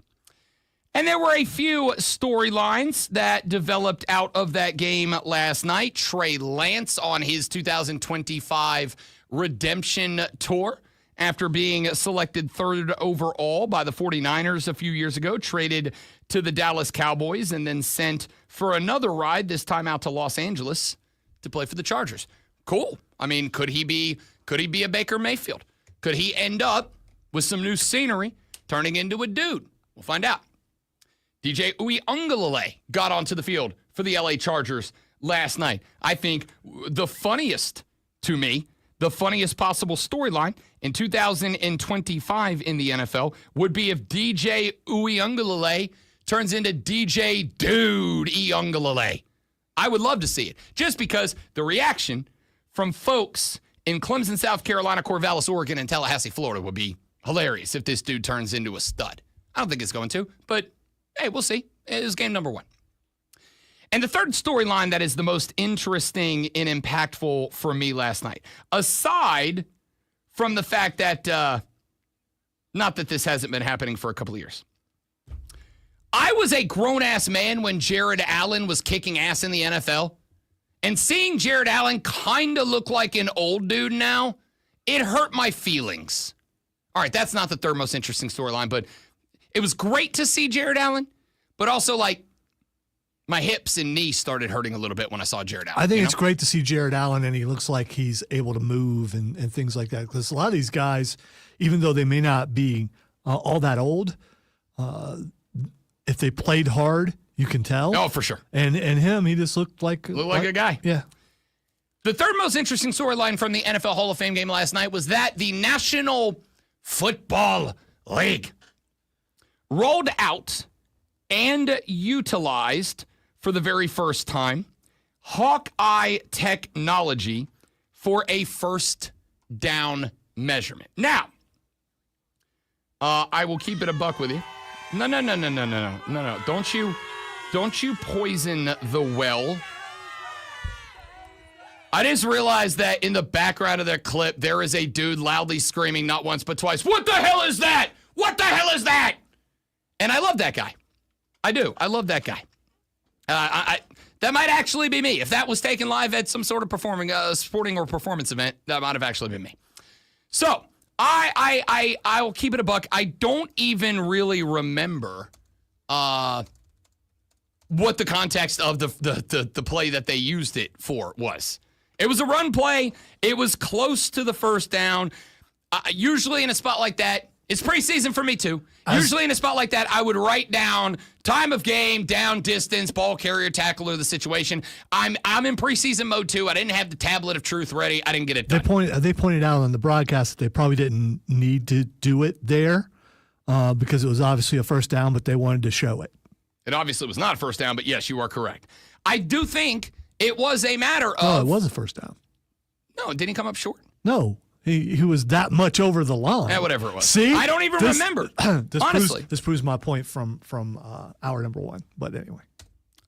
Listen, it's preseason for me too, all right? It's preseason for me as well. So, the use went in last night. And keeping it a buck, I loved it. Thought it was great. Thought it was a great debut. Now, a lot of people, and you may have picked up on this, Lonzo's in that number.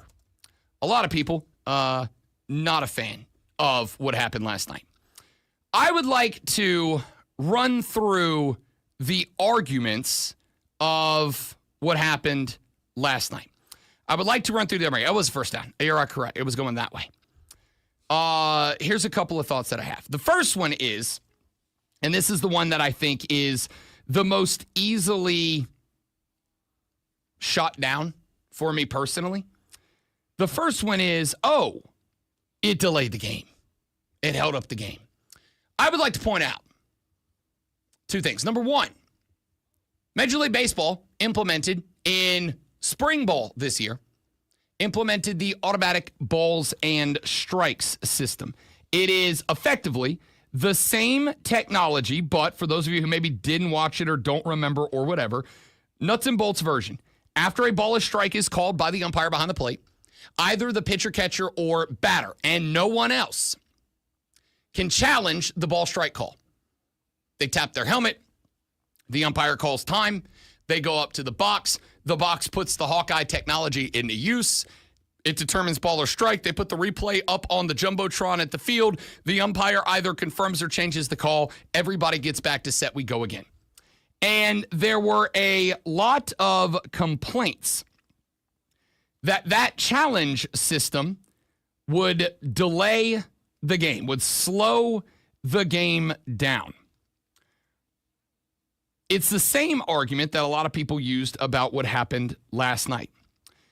By the time that Major League Baseball had utilized ABS for just a few spring games right out of the gate, by the time that they had tested it and used it a few times, the average length of an MLB ABS challenge was less than 17 seconds. That is less time than is on the pitch clock. So you have 70 at max. The longest ones, if I recall correctly, the longest challenge was like 22 and a half seconds. So if everyone was as long as the longest challenge last year, you're adding 22 seconds per challenge. If each team, if both teams were to utilize, let's say, because I don't think that we had more than 6 or 7 challenges is in any given game. Let's say both teams challenged 7 times. That's 14 challenges timed on. And let's go with the average challenge of 17 seconds. I'll up it to 20. Let's say the average challenge is 20 seconds. You are adding 280 seconds per game. Now, again, bad at math, so I'll use my calculator to make sure I get this number right. That means if you had 14 challenges in a game, which you don't and you won't, but if you had 14 challenges and all of those challenges went 3 full seconds longer than the average, that means you are adding roughly 4 2/3 minutes to a baseball game. Inconceivable! If you were sitting down watching a 2.5 to 3 hour baseball game, 6 minutes ain't breaking the audience, people. Why are you talking about baseball? I thought we were talking about football. We are. The thing is, the football people against this technology are making the same argument that the baseball fans made against the technology. Oh, it's going to take too long. That challenge last night, from the time that it was made to the time that the ball was spotted and the play clock started again, was about 42, 43 seconds. That doesn't work for me, brother. That is, people, effectively adding 1 game clock to the game. Wrong, sir. No. Wrong. No, I'm not. You can play the whiny baby boohoo sounds or the inconceivable clips and all that. What you can't play is wrong because I'm not wrong. You're wrong. No, I'm not. That's your problem. Your problem is I'm not wrong. And the problem is, once again, we have gotten ourselves to a spot where the only argument that you have against it is one of two things. Either A, I don't like how it looks on TV. But again, 42 seconds, and that was the first time.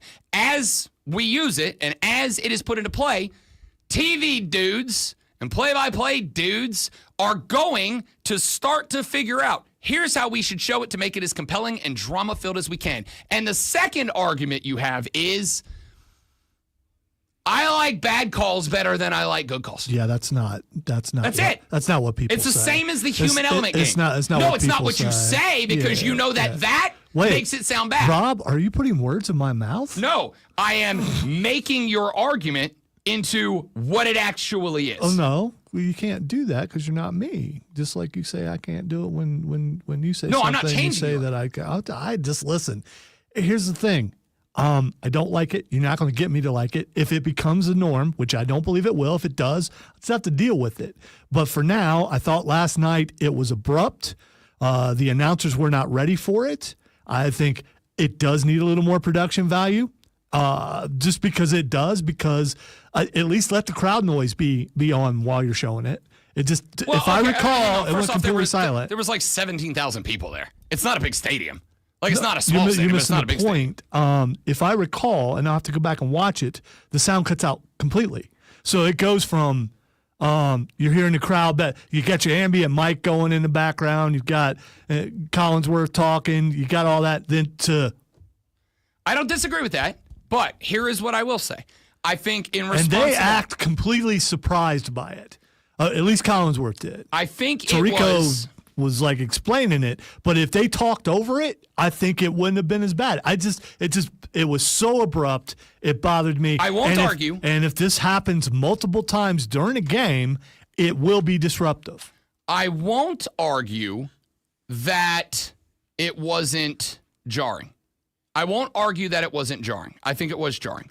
I also think that it was not only was it the first time that it happened, and I will tell you, as long as I have been doing this, every now and then, whether it's on the radio or it's calling a game or whatever, every now and then, the first time that I've ever experienced this thing happens to you. And ordinarily, when that happens, it is jarring. So it was the first time it happened. We knew going in that it was going to be tested and utilized in the preseason, but unlike last year when we knew they were going to test and utilize the new kickoff rules in the preseason and we were going to get our first glance at that, you know when the kickoff's coming. There was no indication. One thing I very much would like to see. So there's no producer that went, Tirico, Collinsworth, stop a second. They're getting ready to use the technology. No, I think there was because, again, Collinsworth was in the middle of starting a story when that happened. And Tirico kind of, I don't want to say cut him off, but was kind of like, oh, wait, hang on. We've got our first technology measurement challenge here. And as they were setting it up, Tirico, if I recall correctly, Tirico like told Collinsworth, he's like, all right, go ahead with your story. And Collinsworth was like, no, I'm actually more interested in this than whatever I was about to say. He couldn't remember what he was saying. He was getting ready to talk about the speed of the player, and he completely forgot where he was. Maybe it was whatever happened. He played it off as, no, I'm actually more interested in the I've seen it enough in radio where interruption happens, not on this program because I would never interrupt Rob, and then train of thought is lost, and then you got to try to get back to where he was. Maybe so, but he did a good job as a broadcaster of playing it off as, no, I'd rather see the measurement, or he just would rather see the measurement. I know I would. So they cut down to the field. They kind of showed what was going on. They cut to the computer graphic tech thing that showed where the ball was and where the line of game was and yada, yada, yada. They showed all that. And was it theatrical? No. I mean, I guess you could like put some fireworks in the back of the graphic or whatever you wanted. Maybe you could put the players, like shadows of the players so you could see. I don't know what you want to make it more theatrical, but show the out, actual ball and not a computer simulation of it. I think that's a little jarring when you go away from the actual game to show basically a video game, and I think that bothers the viewer. No. Here's the problem, though. Where the ball is what we're gauging. How am I going to show you the actual ball? That's the spot. We don't want to know where the spot is. We want to know where the ball was. I can't show you the ball because that's what we're arguing about, is where the ball is and where it should be. I got to show you where, according to lasers and sciencey stuff, the ball is supposed to be, not where it actually is. So do we have computers yet that will actually place the ball where it said it is? Because a human hand will have to do that. And how do they do that? Are they looking at the screen too? It's just like a replay. The ref's going to have himself a little screen that says this is where the ball gets spotted. And then they have to go. Put it there. They have to remember, okay, it was right. Okay, so. If you can't remember that it goes between the 39 and the 40, not the 40 and the 41, you're not supposed to be refereeing. By the way, Bill Vinovich was the referee. So, yes, I said a few bad words last night. at my TV, 100%. Bill, son of Avinovich. Is that why so many calls were missed last night? Without Especially a doubt. passing interference. Without That a first doubt, touchdown. That first touchdown, he basically tackled Constantly. the receiver, and an interception was thrown. Constantly. And then I don't know why he threw an interception. I do. Constantly. He had a hold of him. Constantly. So, with that being said, the argument that it slowed the game down, yeah, anytime you do a thing for the first time, it's going to have some learning curve to it. They're going to figure it out. The referees are going to figure out how to make it faster. The dudes on the sideline running it are going to figure out how to make it faster. And the people in the TV truck are going to figure out how to make it look as good as it can. Number two, it felt jarring. Well, it was because it was the first time. And unlike when we did the kickoff rules, which weren't jarring because we all know when the kickoff is coming, we don't know when this is coming. We don't know when there's going to be a challenge. It just kind of happens. And all the TV dude can go is, oh, we just got told that it's going to be a challenge. Let's go down to the field and check that out. What is your motivation for convincing people this is okay? Because Robots? That's what I'm thinking. my belief is this. If a player carrying the ball earns a first down for his team, they should get it. And if a defensive player is able to stop them from getting a first down, they should get it. The result of the play, what actually happened, should be the result of the play, not what some faulty human eyes think happened. The players should play the game. The only human element I give a damn about is people playing the game. That's it. The result is the result. It's a ball or it's a strike. The ball was across the line or it wasn't. That's it. Like, let's give the players credit for what they earned or failed to earn. There is not a problem with utilizing technology as a tool to make things better. And we have the tech. It's right there. It's been in use for years. Use it. Lonzo's not a robot. I'm interested to hear the human element in this sports flash. It's going to be difficult with my tired human eyes, but what can you do? Tell me your eyes are as good as they were back in the day. Mine aren't. You don't know. Our first NFL score of the 2025 season is in, with the Chargers knocking off the Lions in the Hall of Fame game 34-7. Former third overall draft pick Trey Lance was a standout, going 13-20 for 120 yards and 2 touchdowns for the Chargers before being replaced by former Clemson Tiger quarterback DJ Uiagalelei, who went 2 of 3 for 25 yards to finish the game. Chargers defense ended the night with 3 picks and 2 fumble recoveries. Washington Commanders wide receiver Terry McLaurin, who has been requesting an extension from the team for weeks, has now requested a trade. McLaurin has 1 year remaining on a 3-year, $68 million extension signed in 2022. And the Atlanta Braves were quiet at the trade deadline. General manager Alex Anthopoulos said late yesterday that the team had no interest in getting rid of pieces to save money.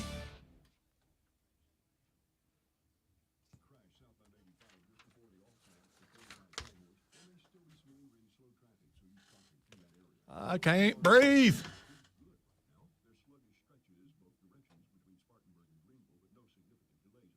Be back after I get oxygen.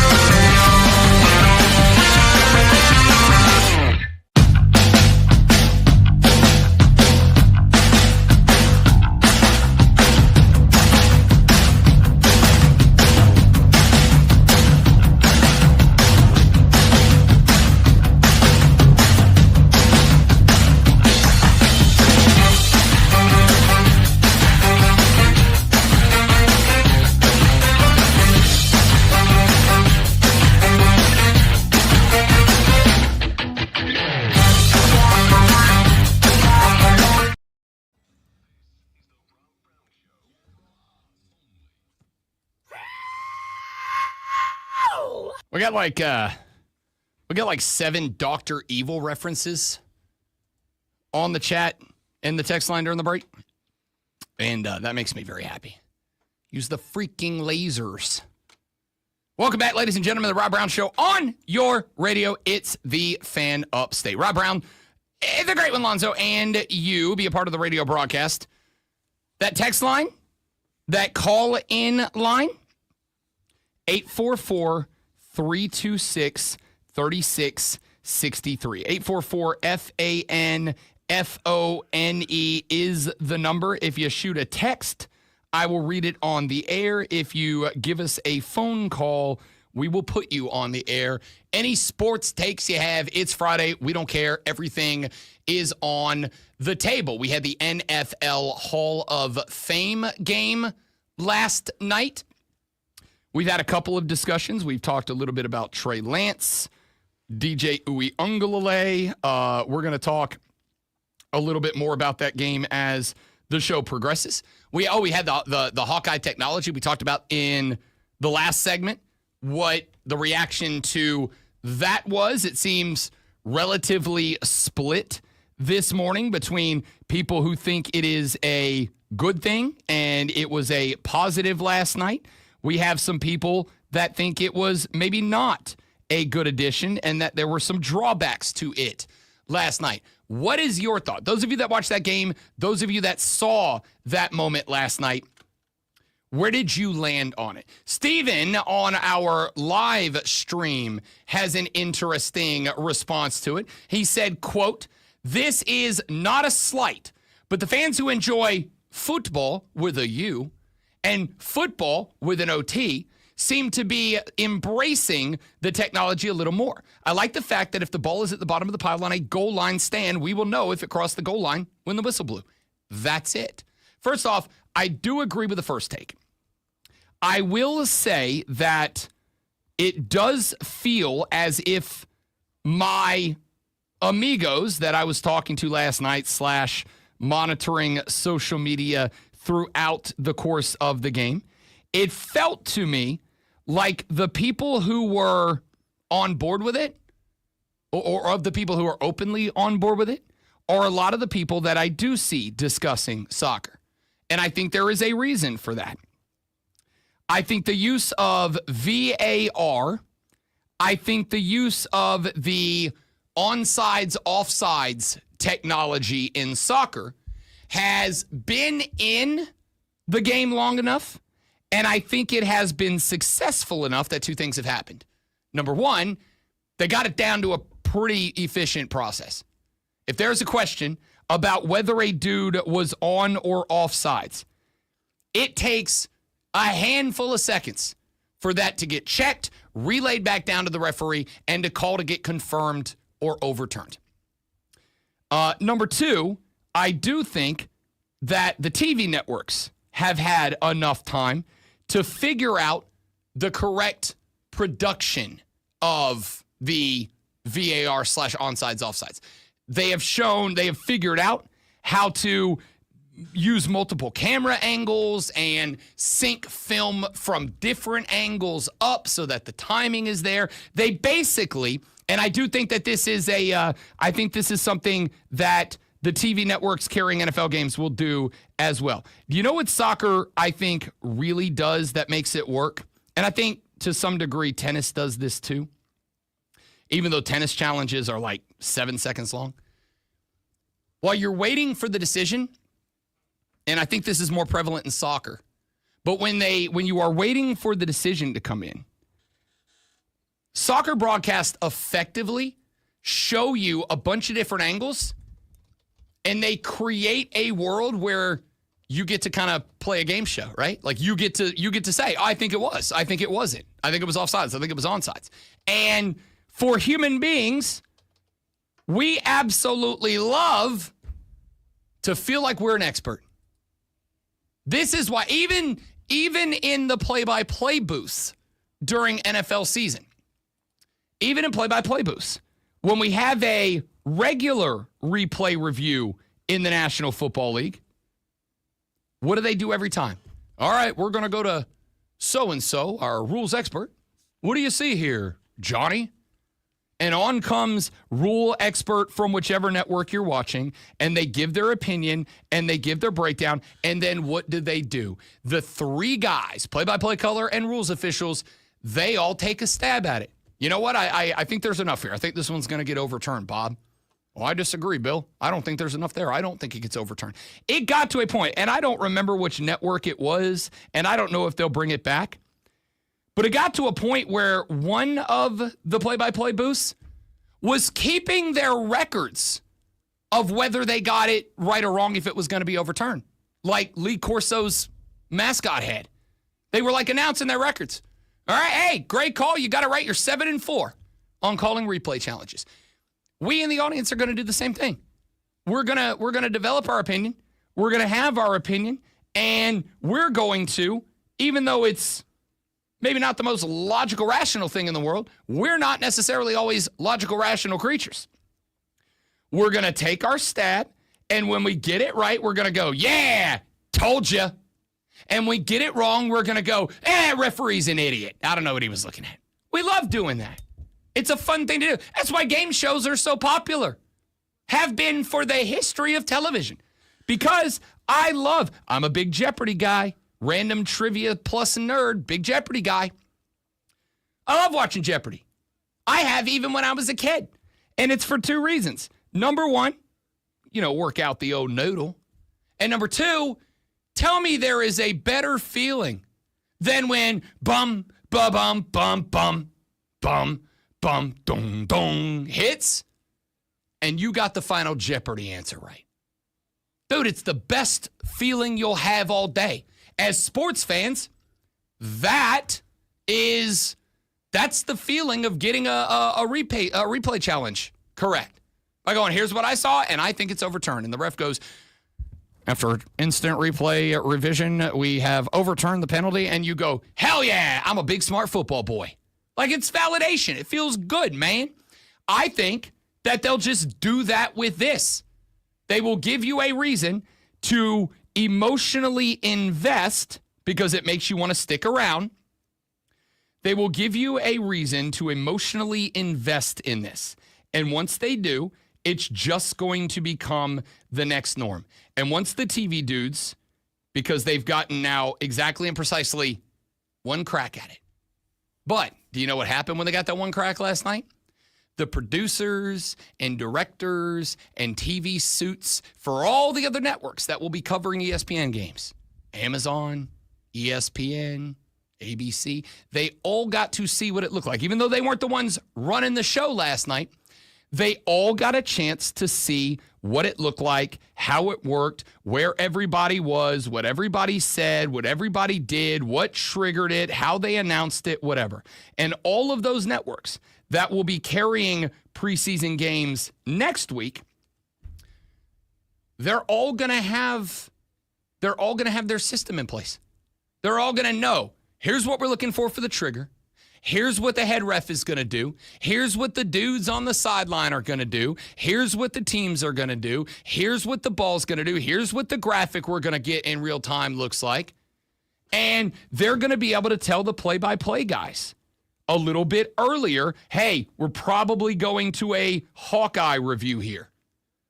And so now you don't have Tirico and Collinsworth getting 2 sentences deep into a story and then having to just stop the story to go down to the field. The other thing is, that was the first time that it happened, meaning it was, realistically, the most important time that it will ever happen, at least until Hawkeye comes into, like, determining whether it was a first down on a critical drive in a Super Bowl. That might get bigger. But in the preseason, for now, that's the biggest one that will happen this preseason because it was the first time we all got to go eyes on with it. So Tirico and Collinsworth were, A, probably didn't see it coming. B, maybe didn't recognize the trigger, nor did the producers in their ears telling them what was going to happen. So now in the future, when we all kind of know what we're looking for that would trigger the challenge and what the sign is that a challenge is going to be triggered, now when Collinsworth starts a story, producer guy can go, whoa, hang on. We might have a replay here. And he can not get into that story. I think that, to me, that was the most jarring thing. that Collinsworth was well on his way to one of his stories, and then they went, no, bleep your story, dude. We got a football thing here. I don't think that happens the next few times that this happens. They'll know what's coming. That's my only argument. Michael in Simpsonville has sent an interesting text to the Hub City Spartanburger text line at 844-326-3663. Michael in Simpsonville says, Rob, the Hawkeye technology is to ensure there's nothing nefarious going on for betting purposes. Gamblers do not want the decision a game left, do not want the decision of a game left to humans. I have no doubt. I don't necessarily know that is, Michael, the reason. I absolutely do think it is a factor. And when so you now have, no longer there's, that earpiece that the referees hear is no longer, hey, that's not a first down. Hey, we just got this text from Vinny. Vinny says, it'd be a real shame if that ball moved forward about 6 inches on the spot. You know what I'm saying? No, that's not it. So now if there is a bad spot, even if it is a bad spot, and you want to go down the rabbit hole of Bill Vinovich definitely got the call from Tiny, who said, hey, bro, that's a first down or you're going down. What do you say, Bill? And Bill goes, actually, guys, the spot was up here. Correct. Now a coach is going to go, hard whoa, whoa, to whoa. walk to your car if your leg is broke. Now a coach can go, wait a minute. Bill just moved that ball forward. That's not where the spot was. Challenge that, and they can move it back. And this is where I do think Michael, to some degree, is correct. I think you look around the fact that it doesn't matter where you are. The NFL is partnered with a ton of, or with some gambling sports books. So is the NBA, so is MLB. They're all partnered up with sports books. They all advertise sports books. Sports gaming, whether you like it or not, sports gaming is a huge part of the sports culture now. And as it continues to get legalized across different states, that's not going to stop. Now, it might stop a little bit, and I won't go down the rabbit hole, but effectively in the big, beautiful bill that Congress passed a couple of weeks back, there actually is a law in there about sports betting where your wins and your losses can be taxed, meaning that either the books are going to have to adjust odds and make it less favorable to bettors, or guys that bet and don't win a lot, not just win, but win a lot, are going to stop, because if you lose, you lose. But if you win, you also still lose. And I do think at some point that's probably going to get walked back. We'll see. But for now, until that goes full on into effect, yes, I think you are correct.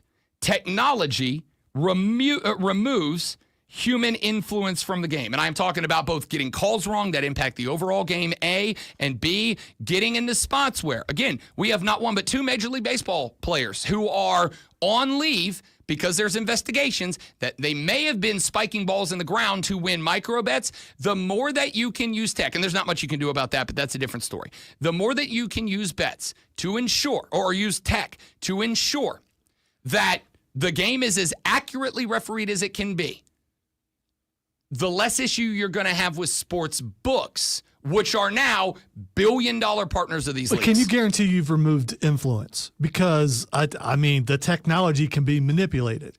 It can, and we don't know how it works. We haven't seen it. We don't know who's. I mean, it just automatically works now. Once they put it together, no one is running, monitoring, doing anything to this technology. It just. Is it AI that measures it, or is it someone? There's a chip in the ball, and some guy is behind a computer and says, this is what this is, throws together the graphics really quick. I mean, how is this thing working, and how can it not still be influenced by humans? The NFL's system, I am going to deep dive and find out. MLB's, I can tell you, is effectively run by a third party, and that third party is responsible for the upkeep and utilization of the system. A human being, though, right? That's what I'm trying to get at. And this is not me going, well, I want to know because I don't know how this works exactly. And I don't know if it's still a human being behind a keyboard making this technology work. It is. Or if it's automatic. Once the game starts, you push a button and the computer or whatever is watching the entire game. It's that one. So, for instance, and I can tell you for a fact with minor league baseball, which the same system's going to Major League Baseball because I've quite literally sat next to the guy running that system at a minor league baseball game. The computer during the game is on its own. The guy in a minor league baseball stadium, they get there, they boot up the system, and then it runs itself. So there's a guy and he sits behind, and in the minor league stadiums and now the major league stadiums, when a pitch gets thrown, the computer tracks every one of them. It pops that same projection up on every pitch. And if it is called for, then with the touch of a button, the guy can then just say, that was a ball, that was a strike. And the video producer sitting at the board that runs everything that goes up on the Jumbotron, there's a guy who orchestrates everything on the Jumbotron. That guy has on his control board, like yours but video, that guy at that control board has just a panel over here dedicated to that computer and what it is displaying as a graphic, which is displayed after every pitch. And if it's called for as a replay, all he does is reach over and pushes the button that puts it on the Jumbotron. The computer runs it and shows it. And when it's done, he pushes the button that takes it back off the Tron. It is not. In baseball, humans have no input during the game. If you want to make the argument that a human could get involved for the negative in a negative way, in a way that harms it, that I guess technically could be done in the coding, the programming, the development, the maintenance away from baseball. But when the game's on, that thing runs itself. There's no computer telling it what to do. It's just that's what that software does. That software just tracks everything, determines where the ball was, puts it on a graphic. It is up to the humans what they do with that information. Kind of the same thing with this. Excuse me. I assume it's the same thing with this. I don't know for a fact. I'd be willing to bet it is. That this Hawkeye tech, because this is what happens in baseball, I'm willing to assume the same thing. This Hawkeye tech is constantly tracking the football. It is always looking for, finding, monitoring the football. And it's just every time the ball is moved, it's going to display. Here's where it was. Here's where it is. Here's where it went.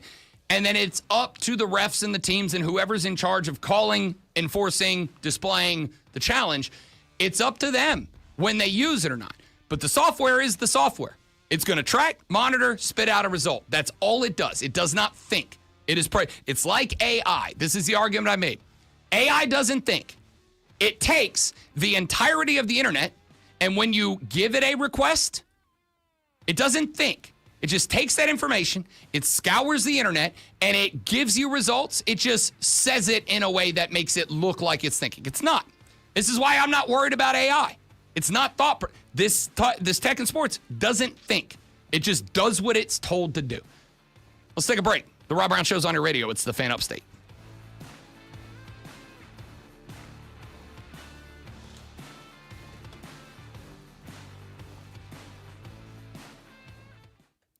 So I just want to point out, you said, excuse me, but instead you said, it screws me. And that was interesting. I don't know if you noticed that you did that. But I didn't. Okay, what? Huh? What is it? Bill Vinovich screwed me. And Bill Vinovich's name got said at the start of the broadcast last night. And they go, and by the way, tonight's referee, Bill Vinovich, and Tarico started talking about the guy.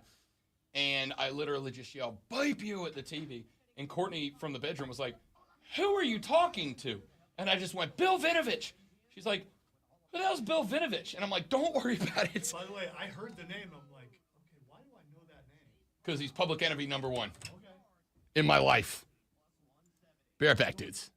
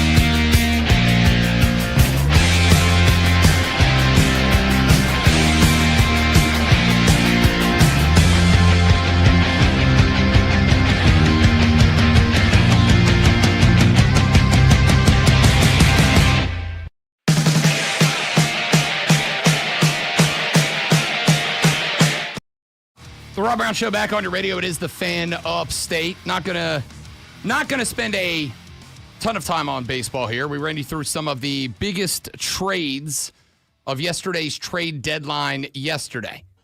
We'll spend a little bit of time later on, maybe this show, probably a good bit of time next week, reacting to some of these trades once players show up on their new teams and start having an impact or not. But I do want to address something that happened with the Bravos last night. The Braves made a couple of smaller moves during the day. During the weeks leading up to the trade deadline.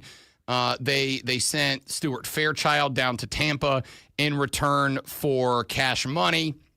They picked up a couple of mid to less than average starters on the bump, as I have said a number of times.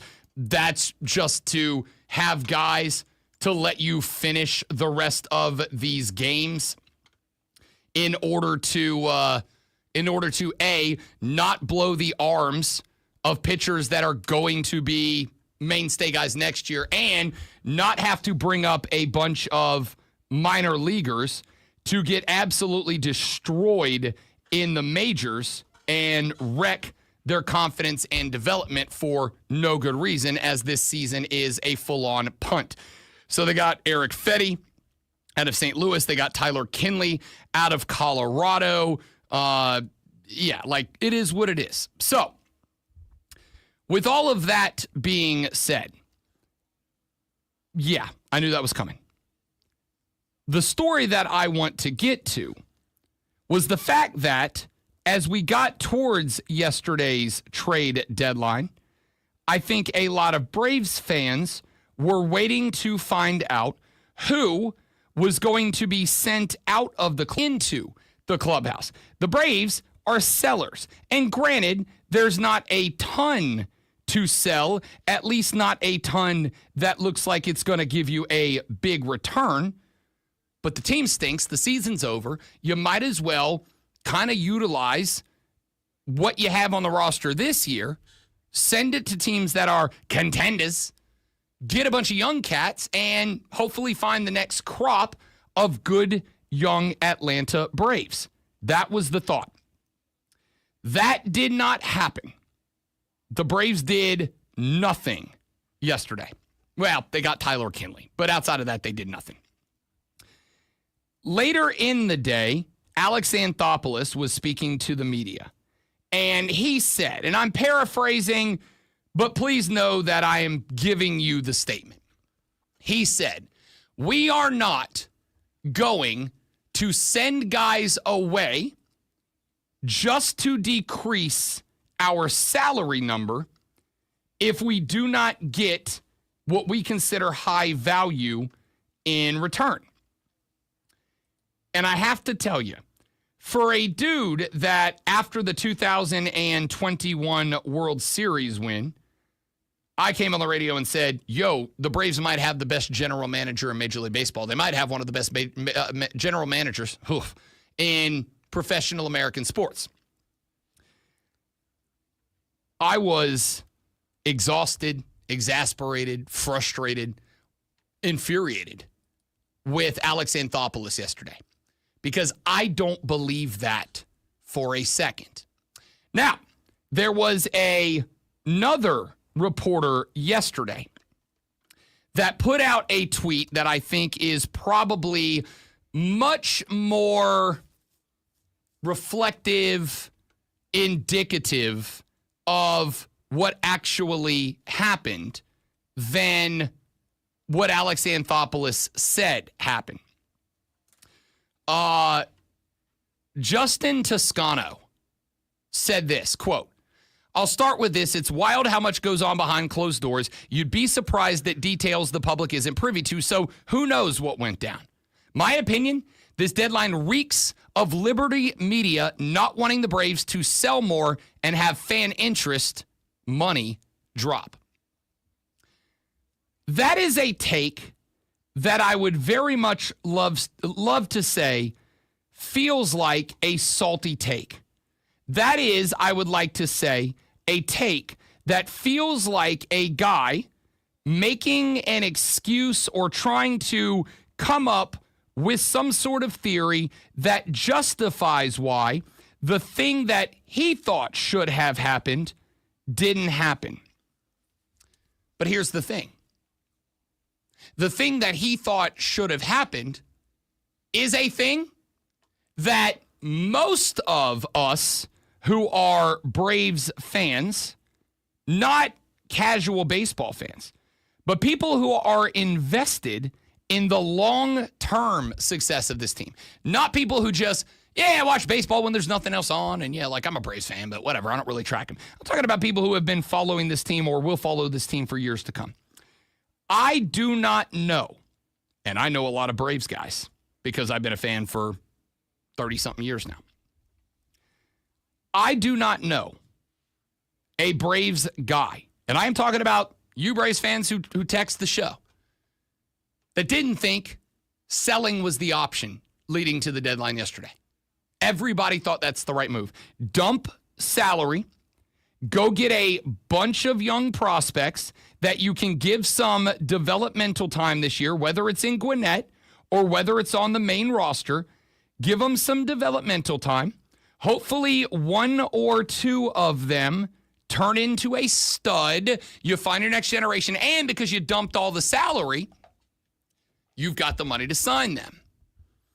That didn't happen. And I have zero justification for why it didn't happen. No one in that building believes that the Braves are a postseason team this year. No one in that building. And if anybody does, they're just disillusioned and naive. If any of my friends say that, I would hit them with a bless your heart. I don't think anybody thinks that that was a realistic opinion. And so, if that is the case, the trade deadline offers you an opportunity as a bad baseball team to prepare to be better in the future. The Braves did not do that. So unless they just feel like, with a new manager next year, Michael Harris II and Austin Riley and Ozzie Albies and all these cats, they're going to have a new lease on life with a new manager and coaching staff next year, which,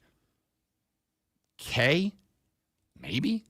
Unless that is the prevailing belief, the only other theory that I have is Liberty Media, being a publicly owned company that only cares about its bottom line, its stock price, its dividends, and the amount of money that they can milk out of the Braves now, not in 2026, 27, 28.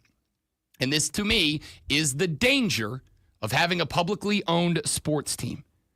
An owner, an individual decision maker, if you have a good one, is thinking in terms of long-term success. Because the more often that you are successful, the more money you bring in long-term. People who are beholden to stockholders, they do not think that way. Or they may think that way, but they have to be very careful in how they act to implement practices with that being the guiding philosophy.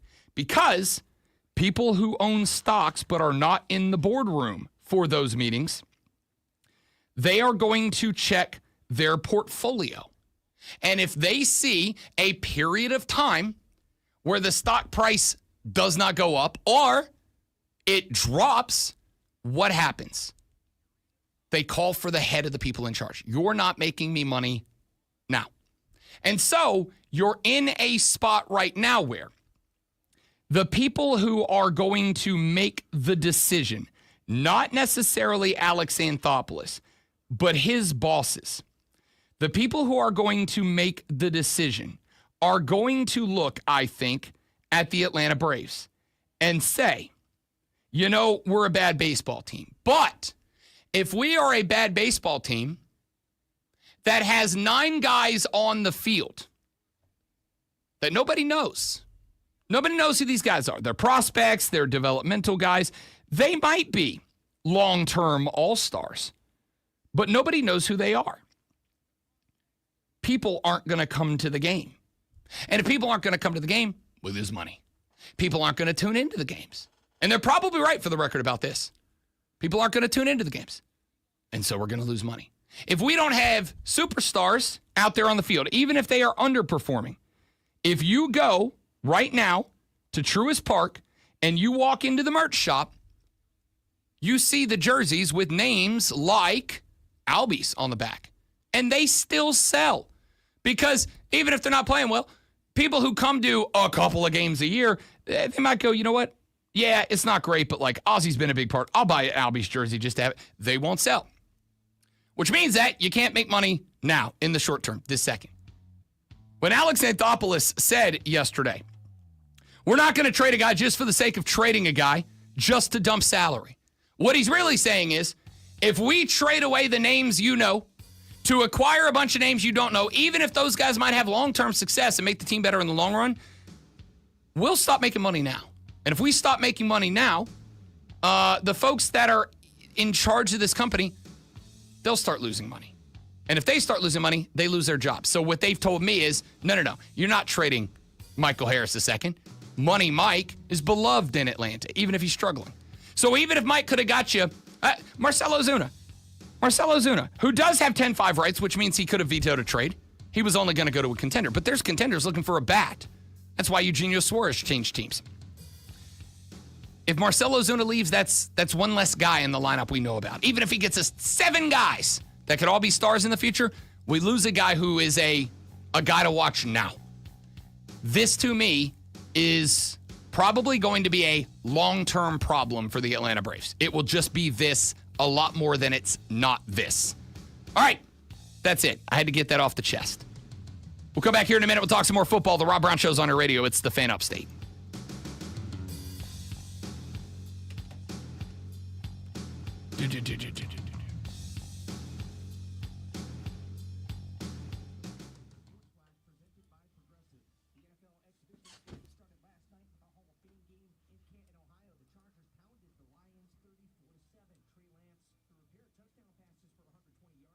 Stop hiring humans. The era of AI employees is here. I'm sure you already knew that was up because, So you and your robots, they just, I had a conversation about this not too long ago. Do you know what this is? This is the technological version of the same, and I will call it a crisis because I think that it is. This is the technological version of when companies in years gone by found out that they could pay half the salary to send jobs overseas. If you live in a world where the only object is acquire money, this is the realistic outcome. And here's where it's going to get super deep up in here. And a lot of people aren't going to like it. This right here. Lonzo just sent me a picture of an actual billboard that's in New York. I believe it's an actual. It's an actual billboard because if you go look at the comments, a bunch of other people took pictures of the same billboard, put it up. It's in New York, somewhere near Broadway.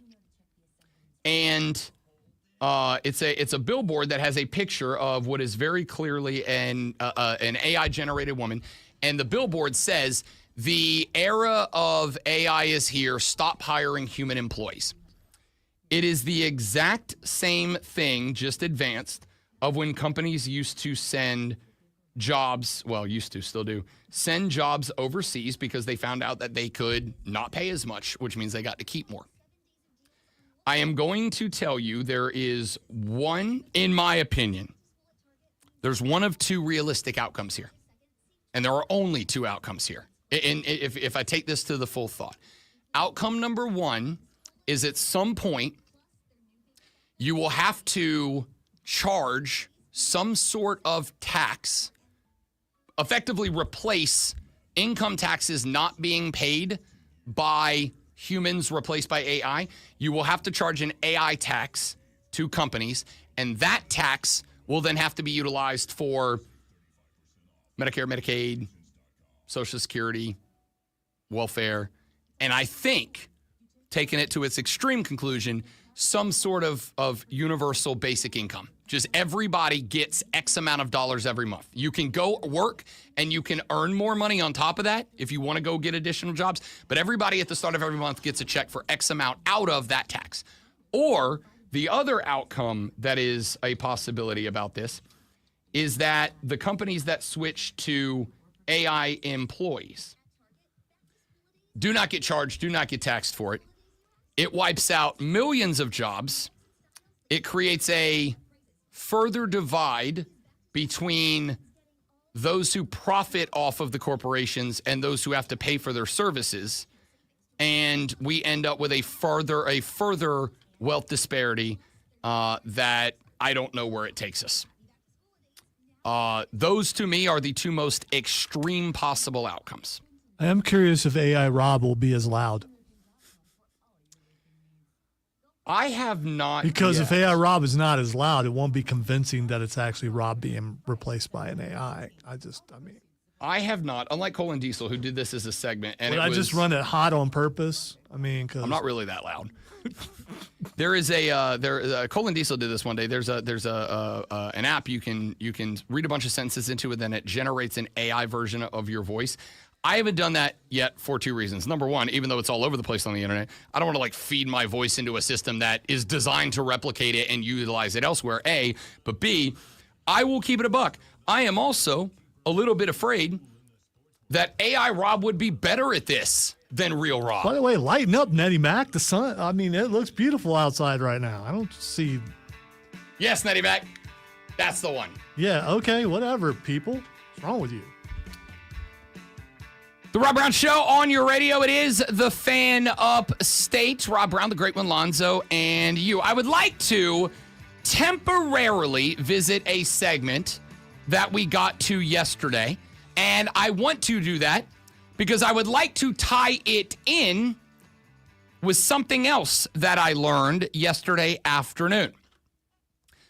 I played you a clip yesterday from Kenny Dillingham, the head coach at Arizona State University. I'm going to play you that clip again now so that we can very quickly go over why I think this clip is maybe bigger than it's being not discussed as, and how it ties into the next thing that I want to say. Absolutely huge. One thing, I don't know if people know this, but we're in the process of trying to build an indoor facility. That's our big project. We want to get it fundraised here in the next 5 months to get a shovel in the ground here in the next 6 months. So it's here in 2 years from today, which is the goal. We want to move it over by the football field.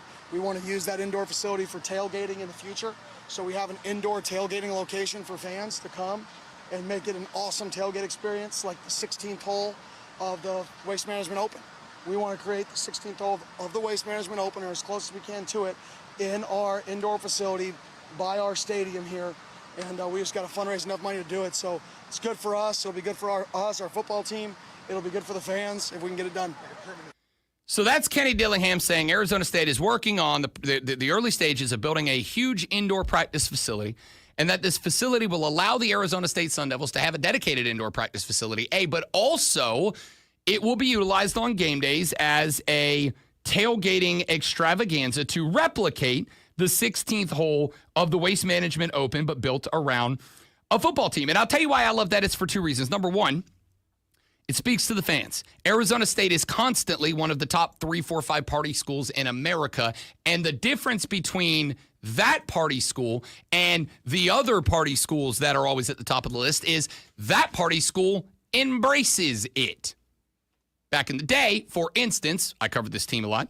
Back in the day, Florida State University spent a number of years atop the top party school rankings. And the suits in Tallahassee, Florida, went out of their way to fight against that. They did not want that attached to the university. And I get it. I understand it. If you're a nerd, pushing your glasses up, protecting your pocket protector with a larger pocket protector, if you're a nerd, yeah, you want everybody to look and go, what an excellent school of higher education. But if you're a college kid, hell yeah, I want to go to a party school. Yeah, I want to live, man. Arizona State embraces that image. They're like, yeah, we're a party school, man. And like, you may not see the president go out there and say that, but you know what you don't see? Unlike in Tallahassee, who was quite literally paying money to fight that image, Arizona State doesn't do any of that. They're like, hey, if that's what you want to think about us, that's what you want to think about us. Come here, give us your money, take your classes, or don't. It's on you. And so Kenny Dillingham doing something that I've been arguing since the beginning of the portal might be one of the most important things a head coach and football program can do in college athletics, which is to embrace your school's culture. To get kids who are interested in that type of culture to say that your school is the best at that kind of culture. We want to create the 16th hole at the Waste Management. It's the only hole in PGA Tour golf that we talk about individually on this show because it is a raging party. You ever seen a hole-in-one at the 16 at the Waste Management? It turns into the biggest frat house party you've ever seen in your life. I have it on the sports bucket list to have a ticket and to go spend a Sunday at the 16th at the Waste Management, losing my bleeping mind. People come out there in their college colors and they're double-fisting beers, and if somebody knocks down a hole-in-one, they throw it up like it's a party. What's double fisting? You're holding a beer in each fist. Oh, okay. Yeah. All right. Why not? It's the most efficient way to drink. Why not say double hand? Well, because when you hold a cup, you make a fist. I guess. I don't know. Who cares? I don't know. These are things that I don't know. Thank you. As somebody who is a regular participator in sports tailgates, yeah, double fist all the time.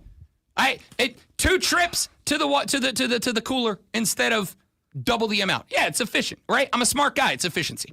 So Kenny Dillingham saying we want to have an indoor practice facility for the football team, but if you guys will help us get it, we're going to turn it into a tailgate. And not just any old tailgate. We want you to come out and just get sloppy at the tailgate. That's Arizona State culture. They're embracing it. Oh, that's shameful. All right, your world. You don't have to go. But there's going to be a lot of Sun Devils who will give money too.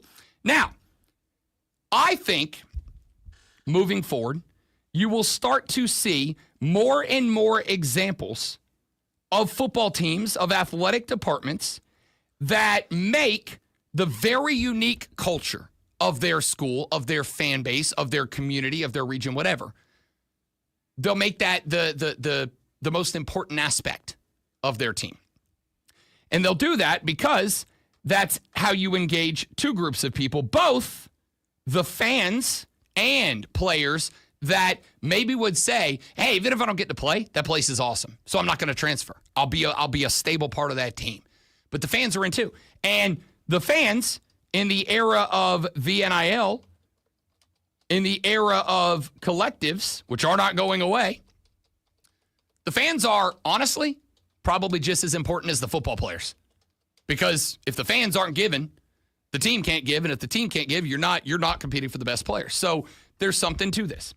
Now, the reason I bring that up is because another school made an announcement this week that I think that, and yes, it's going to sound somewhat silly, but I honestly think that this kind of falls into that same thought, that same philosophy as what Kenny Dillingham said. The Oregon Ducks put out a hype video a couple of days ago. Day before yesterday, actually. They have put up a tweet from the official @GoDucks Twitter account. And the tweet says 10/25/25 wear tie-dye. WEAR, like clothing, like wear clothing. Tie-dye. And I saw that tweet and I was like, all right, Penn State does a whiteout. I know there's teams that do color games. Is Oregon about to try to start a tradition of a tie-dye game? Because, I mean, it's unique, but I don't know if that's going to hit as a theme night, right? But then I noticed that they're... Have you ever seen that many people in tie-dye in one place? I think that would be kind of cool to see the crowd. Yes, I have, Lonzo. A Grateful Dead concert. Okay, all right, yeah. So you actually went to a Grateful Dead concert? No, but I've seen them on TV. Okay, all right. Oh, what's that? Grateful Dead? Grateful Dead, a band that's known for guys like Bill Walton loving the Grateful Dead and wearing tie-dye. Like half their stuff is tie-dye. Grateful Dead? Those people followed, they don't bathe a lot. And trust me. Well then. When they walk in the grocery store and they leave and you know they were there. Well then. Autzen Stadium might be stinky on 10/25/25 when they encourage everybody to wear tie-dye. Why'd they encourage them to wear tie-dye? Because Lonzo, they're doing a theme night. Grateful Dead theme night for the Oregon Ducks. On October 25th of 2025, the Ducks paying tribute to a concert that took place in Autzen Stadium on June 25th of 1978, which was a massive sellout of Autzen Stadium at the time. Over 36,000 Grateful Dead heads filed into Autzen Stadium to enjoy a Grateful Dead concert. The Ducks dug back in the archives. They are bringing it back out, and they are putting a Grateful Dead theme night on October 25th when they take on the Badgers of Wisconsin. Now, when I saw this, I thought, it's a cool theme night. And don't get me wrong, I think in whatever alternate dimension, universe, place that Bill Walton is currently in right now, I got to think Bill Walton is smiling from that alternate reality. He's in love with this. So, are the coaches going to be wearing tie-dye? Are the players going to be? I mean, we know Oregon wears all kinds of different uniforms. We don't know. And here's my thought. How dope would it be if they did? How badass would it be if the Oregon Ducks wore tie-dye uniforms? Are you kidding me? I'm not going to lie. I'd probably buy one. How cool would it be if all of the coaches, if Dan Lanning and all his boys rolled up onto the sideline wearing tie-dye polo Nike shirts to coach in? How cool would it be if the end zones on the field for that game were painted tie-dye? That would be awesome. Here's the point that I'm making. It's a cool, fun little throwaway. You look at it and you go, Grateful Dead, bunch of hippies. Makes sense that would happen in Oregon, right? But I would take it one step further. And I would say that area has a lot of old hippies living in it. A lot of old hippies living in it. Meaning there is likely a larger percentage of deadheads in and around Eugene, Oregon than there are in most of the places in the country. So what the Oregon Ducks have this is legal there. I'm sorry. It's Oregon, yeah, for sure. Well, I'm just for sure. Okay. Play into it, right? This is, in my opinion, and I am very sincere about this, this is an opportunity for the fans to have a unique cultural connection with that football program that I think makes you more emotionally invested in it. That's super cool. How awesome is that for that being the case? Look, I think about this. Think about your school and think about the most popular whatever that came out of your school. Musician, actor, athlete, whatever, that came from your alum. And think about how connected you would be to that if they did that band night. If the University of West Florida, let's say hypothetically, that my alum, the University of West Florida, go Argos. Theoretically, let's say Creed graduated as a band from UWF. They didn't. They were spread around the panhandle. How did I know that's where you were going? Because Creed is my Grateful Dead. All right? I'll travel. Let's say that UWF threw a Creed theme night. And during every time out, they were playing Creed music. And during warm-ups, like their uniforms were all black with really poorly photoshopped Scott Stapp faces on them. I'm going home to Pensacola for that. I'm going to go, this is great. It's my football team. It's a band. They're not from my school. I'm using them as an example. It's my band. Like these guys went here, whatever. I'd embrace that. And that's the kind of thing is I feel more emotionally tied. That makes it a little more easy to separate me from my money. as many a grifter in America has learned. If you want to separate somebody from their money, the best way to do it is to not argue with them that you know how to invest it properly. The best way to do it is to get them emotionally attached to you. It's to get them to mesh with you emotionally and then manipulate said emotions to get you to give them your money. That's the best way to grift people. This is a grift, but it's a great grift. It's wonderful because if I'm a deadhead in Oregon and I like the Ducks. I'll watch the football game, but I'm not big into it. Well, guess what? They're having a Grateful Dead theme night. They're encouraging me to go back into the back of the closet and break out the old 1972 tie-dye Dead shirt that I wore when I followed the Dead around the country for 7 years, living out of the back of my van. I'm buying a ticket, and I might even make a little donation to the NIL to tell them that I love this and I'd like more of it. It's silly, it's fun, it's goofy. I hope they go all the way in. You know, like the Swamp Rabbits. When the Swamp Rabbits do a theme night, every year they do an outdoor hunting and fishing night. They wear camo jerseys. They do St. Patrick's Day. I got my St. Patrick's Day jersey hanging here in the studio. It's got like Gaelic style font and it's all green. They do NASCAR night. Every year they come up with a jersey that looks like a NASCAR fire suit. They go, do that. Like, fully embrace the minor league sports aspect of this. It is the best way, I think, short of winning national championships. It is the best way to connect with fans. Kenny Dillingham and Arizona State are doing it by saying, if you guys, effectively the message is, if y'all will buy us our indoor practice facility, we will let you turn it into an absolute sloppy frat party every home game. Oregon saying, hey, if you guys will give us money, we'll bring the Grateful Dead back from it. Are you in or are you not? And I got to tell you, I'm kind of in. October 25th, that might be the game I want to watch the most. The 60 seconds of audio I want to listen to the most are this Sports Flash. Very disappointing Randy Orton didn't RKO anybody on the ESPN. Our first NFL... RKO the Sports Center? Yeah, I was waiting for it. She could have took it. Our first NFL score of the 2025 season is in, with the Chargers knocking off the Lions in the Hall of Fame game 34-7. Former third overall draft pick Trey Lance was a standout, going 13 of 20 for 120 yards and 2 touchdowns for the Chargers.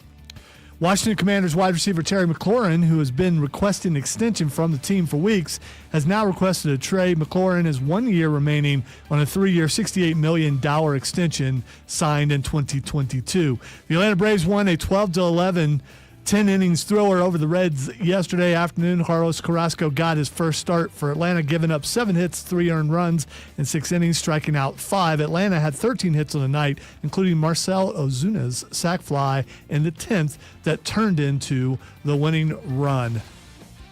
Hour number 4 coming up on the Rob Brown Show.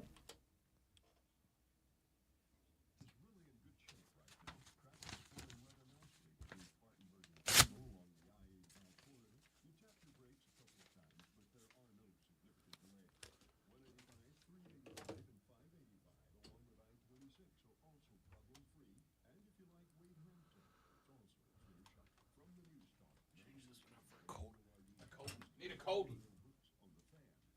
When was the last time that you hopped out of bed without that knee or back screaming at you because of that chronic joint pain? Or the last time you walked down a flight of stairs without groaning every time you took a step?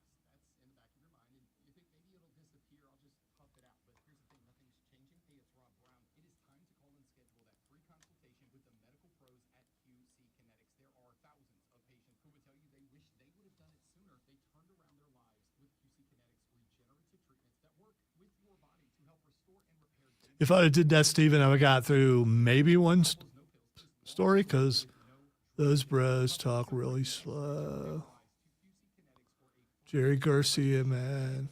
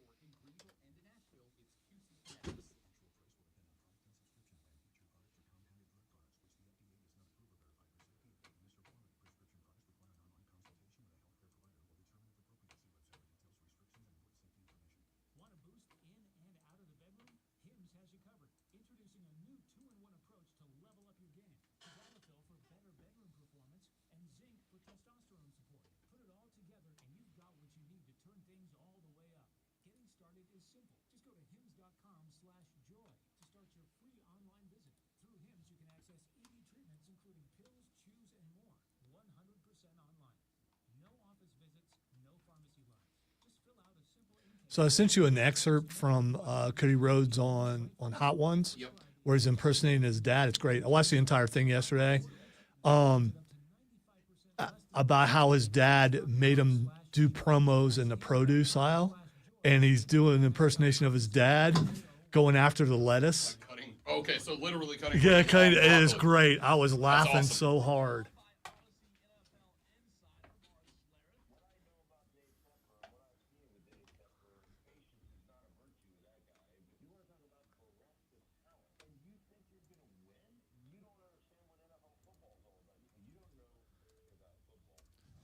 So I'm thinking about maybe jumping out late tonight and going and seeing Naked Gun.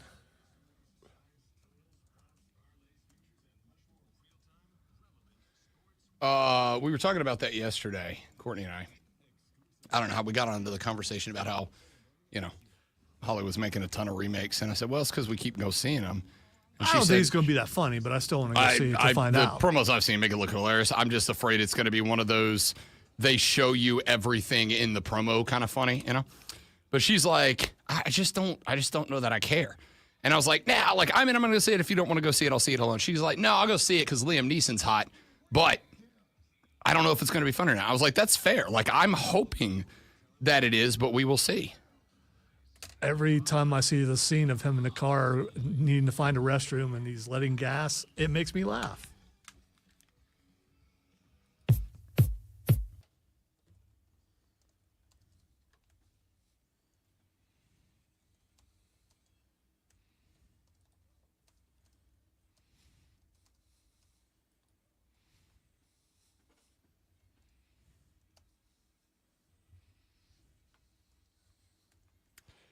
Do it. Thank God it's.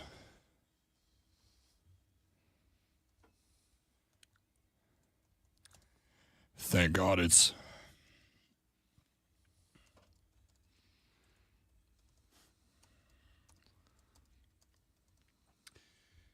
Let's roll the final hour of the broadcast week.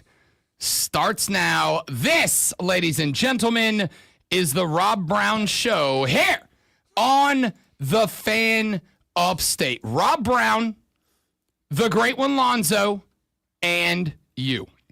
You want to get in on the show? You got 49 minutes before we get to what the X is going on, and then you are officially locked out for the rest of until Monday. We'll unlock it on Monday, but 53 minutes until you're done for this week, at least on this show. We do have Wire to Wire with Cole Bryson and Diesel coming up this afternoon from 3 to 7 p.m. But you want in on the show? This is your hour to do it. And I will say, the final hour of the show on Fridays, I like to make them about you. So if you've got a take, 844-326-3663, 844-FANFONE. That is the number to the Hub City Spartanburger text line. If you text that number, 844-326-3663, I will read that text in this hour of the show. You can call that number. If you get on the phone and call that number, 844-326-3663, you get 2 benefits out of that. The first benefit is that you get to have a one-on-one conversation with the Great One Lonzo. And I'm going to tell you, and I mean this, the 2 things Lonzo loves most in the world are hugs and small talk. He adores them, but he constantly talks about how much he loves when he's out in public and people come up and just give him a hug. And he constantly talks about how much he loves when people call the phone line and they're like, Zoe, how's your day? How's the weather? What'd you have for dinner last night? What's your favorite color, Lonzo? He loves small talk. So if you call that number. Be ready to talk chartreuse. That's all I'm saying. Big fan. If you call that number, 844-326-3663, you get 2 benefits. Number 1, you get to engage in a little small talk with the Great One Lonzo, which is just a verbal hug And number 2, we will put you on the radio program, and you can share your thoughts, takes, opinions with the world this morning. So there you go, 844-326-3663. You can shoot me a tweet at The Rob Brown Show. You can shoot Lonzo a tweet at Lonzo on Word if you'd like to go on the social media angle. You can join our live stream.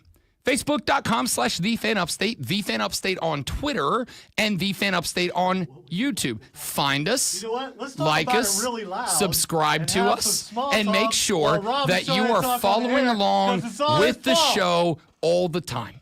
We'd love to have you join the live stream. We do have a chat attached to the live stream, which means that you can drop your thoughts there, drop your commentary there, drop your takes there. We'll read those and put those on the stream as well.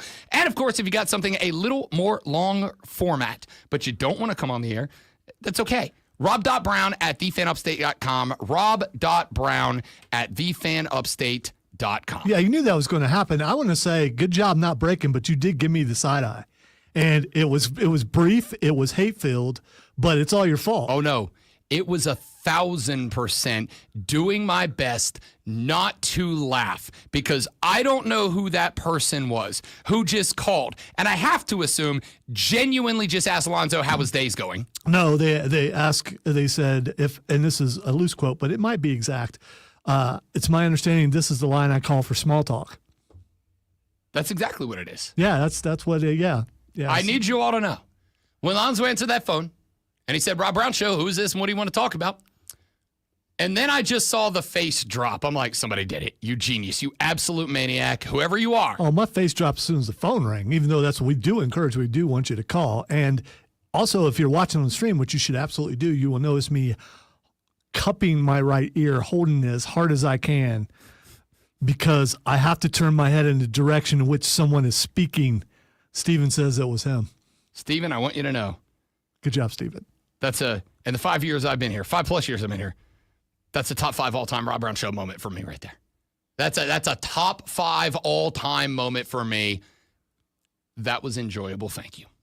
All right, let's get a couple of stories in here, segment per segment for the remainder of the radio program. Again, if you would like to change the conversation, you have the ability and the right to do so. 844-326-3663 to text or call the show. Hit me up on Twitter at The Rob Brown Show. Join the live chat, the live stream. Drop it in the chat.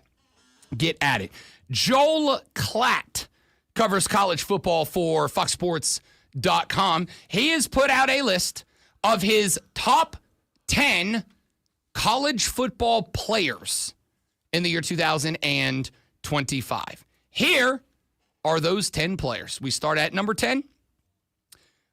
This one I'm on board with. And this one I am on board with because I have been saying on this and radio shows across these great United States, I have been saying for a while, if Clemson wins the Atlantic Coast Conference, if Clemson gets into the college football playoffs, if Clemson goes to the college football playoffs finals, and if Clemson wins the 2025-26 college football national championship, Cade Klubnik in the offense will be a big part of the reason why.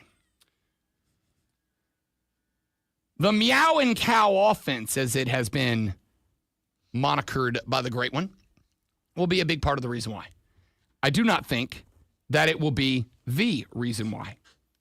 I think the reason why will be Clemson's front seven. I believe Clemson's front seven may, bold, underlined, italicized, all caps, may genuinely be the best front seven in college football this year. I believe that Clemson's defense may have the best front seven in college ball. Number 10 on Joel Klatt's list of top 10 college football players entering the 2025 season is Peter Woods, defensive tackle from Clemson. He said, quote, I love the idea of Clemson running through the ACC and getting back to the mountaintop. I don't know if it will win the national championship, but I'm really toying around with the idea that Clemson could play in the title game. I think Dabo Swinney could have the last laugh around this "the game has passed him by" narrative that swirled in recent years. Part of that is because the Tigers are great on defense. Their interior defensive line is great. I'm a big believer in building your defense from front to back and inside out. That can be very old school, as some NFL people will tell you that you have to be great on the outside. That's true. But to be fundamentally good at the college level, you've got to be good right down the middle. That's why Georgia, Michigan, and Ohio State have won the last 3 championships. Woods is that. I think he's the best defensive tackle in the country. He's excellent, and it's also played on the edge, so you know he's got that athleticism. He can be dominant up front, disrupting the timing of opposing offenses by stuffing the run and getting after the quarterback. You're going to be hearing Woods' name quite a bit, and I think you'll be hearing it early in the 2026 NFL Draft. This is of a front seven that I have been saying on radio stations across the continental United States over the past couple of weeks/months as we have tick-tocked our way to the final weekend of August when college football gets going. That everybody is dialed in on Cade Klubnik and Antonio Williams and the Clemson offense. And that's fine, because I do think it is going to be an improved group. How much improved? Yet to be determined. But I think it is improved. But I think it is going to be the defense of this team that is going to be the heart and soul. I think it is going to be the defense of Clemson that is going to win them the ACC. I think it is going to be the defense of Clemson that is going to have them in the college football playoffs. And I do think it is the defense of Clemson that will give them their best opportunity to play for and potentially win a national championship this year. And I think that Peter Woods is the heart and soul of that. There's other dudes on this team that are dudes on this team on defense. But I agree with Joel Klatt's take. The fact that this cat is a double team mandate. If you do not put 2 on this dude, he is going to win. There is a very short list of interior offensive linemen in football that can stalemate this cat at the line of scrimmage. Short list. And to be honest with you, I don't know that there's more than 1 or 2 in the conference as a whole that can stalemate this guy. He is going to feast in the ACC this year. So because of that, I absolutely have him inside the top 10 as Joel Klatt does. He's got number 9, Caden Proctor, offensive tackle at Alabama. At number 8, we find another one of those dudes that is a dude on Clemson's defense. This time it's T.J. Parker. T.J. sat down and did a conversation with Cole and Diesel on Wire to Wire at ACC Media Days last week. And I got to tell you, it was maybe my favorite player-led interview that was done that I heard at ACC Media Days. And there were some good ones, some interesting ones for a variety of reasons. I heard a few done by Thomas Castellanos, the new quarterback at Florida State, transferred from Boston College. Why?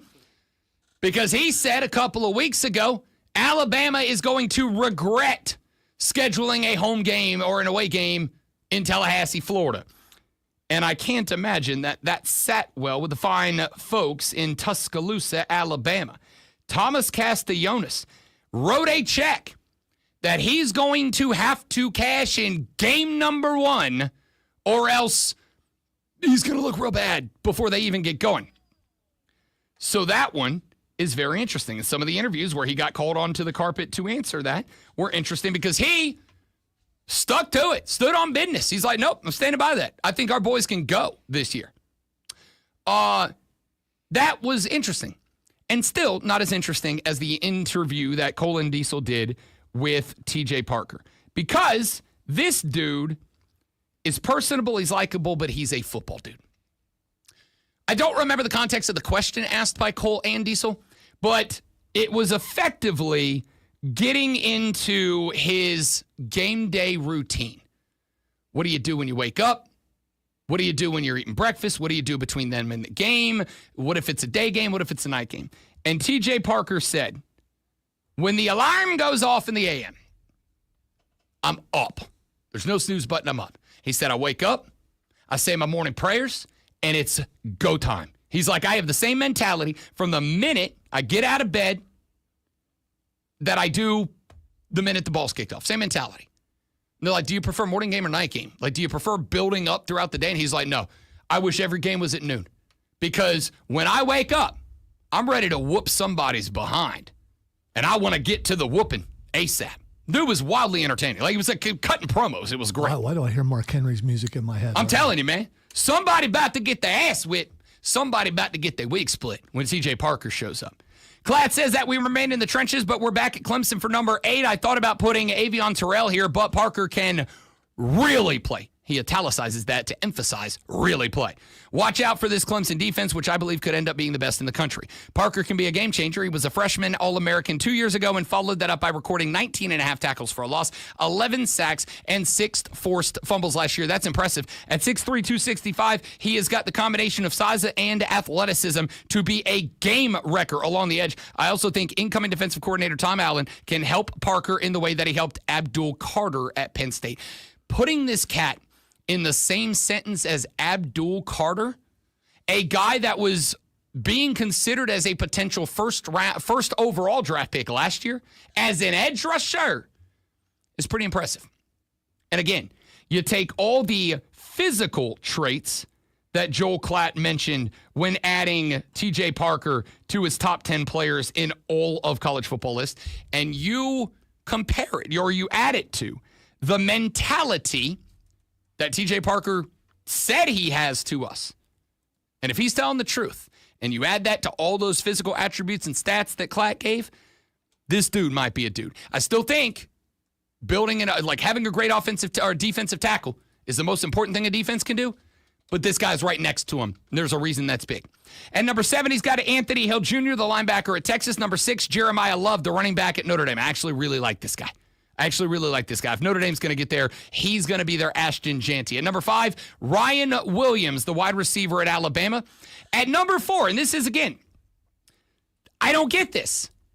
He's got Arch Manning at Texas at number 4, the 4th best football player in America. I'm not saying he's not going to be. I'm just saying putting him on this list a month away from football feels kind of weird to me. And it feels weird to me because of the sentence Klatt has in the middle of the write-up. Quote, in the 2 starts Manning has made. You're labeling the 4th best football player in America because of the, quote, 2 starts Manning made last season, end quote? If you're Texas, you really hope all these guys are right that are giving him this much. Because if he's not. Listen, as a dude who has been a Manning family fan for longer than anybody else, because Arch was the QB of my team when I was not yet a twinkle in my father's eye. Arch was the Saints guy. I love him. I've mentioned that there's only a handful of autographs in that room over in the Fortress and Attitude. Archie's one of them. I am pulling for Arch. In a weird way, even though I thoroughly enjoy our annual Texas is back, oh wait, no they're not narrative, I genuinely hope Arch is that guy. I really do. Because I like him, and I'm pulling for him. He won me over at SEC Media Days when everybody said, yo, Arch, how you handling the pressure? And he goes, I don't know why you're piling it all on me. I've played 2 games. I've started 2 games. Like, he had the same narrative. I'm pulling for the guy. Seems down to all these other guys. They show up in the tailored suits and the designer shoes with the big old chain and all. And that's cool, man. If you got the bag, get it, right? Tell you right now, Rob Brown hits that first paycheck with 7 figures on it. I'm buying myself a bunch of custom suits. I'll wear them all the time. Arch showed up in Old Navy khakis, a white dress shirt that I'm relatively sure was in like a plastic box the day before, and a blue blazer. The standard freshman, I'm rushing a fraternity not in one uniform of choice. I love this guy. I hope he works out. But to have him as the 4th best football player after 2 starts is wild. Number 3 on Joel Klatt's list is Cade Klubnik, ahead of Arch Manning, I will point out. He said Clemson has the most players on this list with 3. Klubnik is also the highest-ranked quarterback entering the year, as I believe he has a great chance to win the Heisman. Klubnik really grew in a major way last year, and he'll now be a rare third-year quarterback who has spent all 3 seasons playing in the same system. I know Clemson's got questions at running back, but it is recruited well, and I trust offensive coordinator Garrett Riley along with their wide receivers. Clemson also brings back 4 starting offensive linemen. As Clemson had some midseason bumps, I didn't buy into the idea that Klubnik was responsible for them. He played really well in Clemson's playoff loss at Texas last season, which is obviously tough to do. Klubnik finished with 36 passing touchdowns, 7 rushing touchdowns, and just 6 interceptions. He's athletic, maybe not to the extent that Manning is, but he can make plays with his legs while protecting the ball. Things are really lining up for Klubnik and Clemson to have a great year in 2025. I don't disagree with any of that. I still think it's fair to have a couple of questions. Can he take a team that maybe isn't as good as a Texas, Ohio State, whoever else, and can he, as the quarterback, elevate them past those teams that have less talented quarterbacks? That's the biggest question that we have this year, because last year the answer was unfortunately no. If that changes, this team's the national championship contender. And just to let you know, because some of you are curious and one of you is Lonzo, number 2, Caleb Downs, Ohio State safety. Number 1, Jeremiah Smith, Ohio State wide receiver. Clemson's got 3. The Buckeyes have the top 2. Back after this on the Rob Brown Show in the Fan Upstate. 3 friends. All right, guys, stay right there. We'll be right back. Don't go nowhere.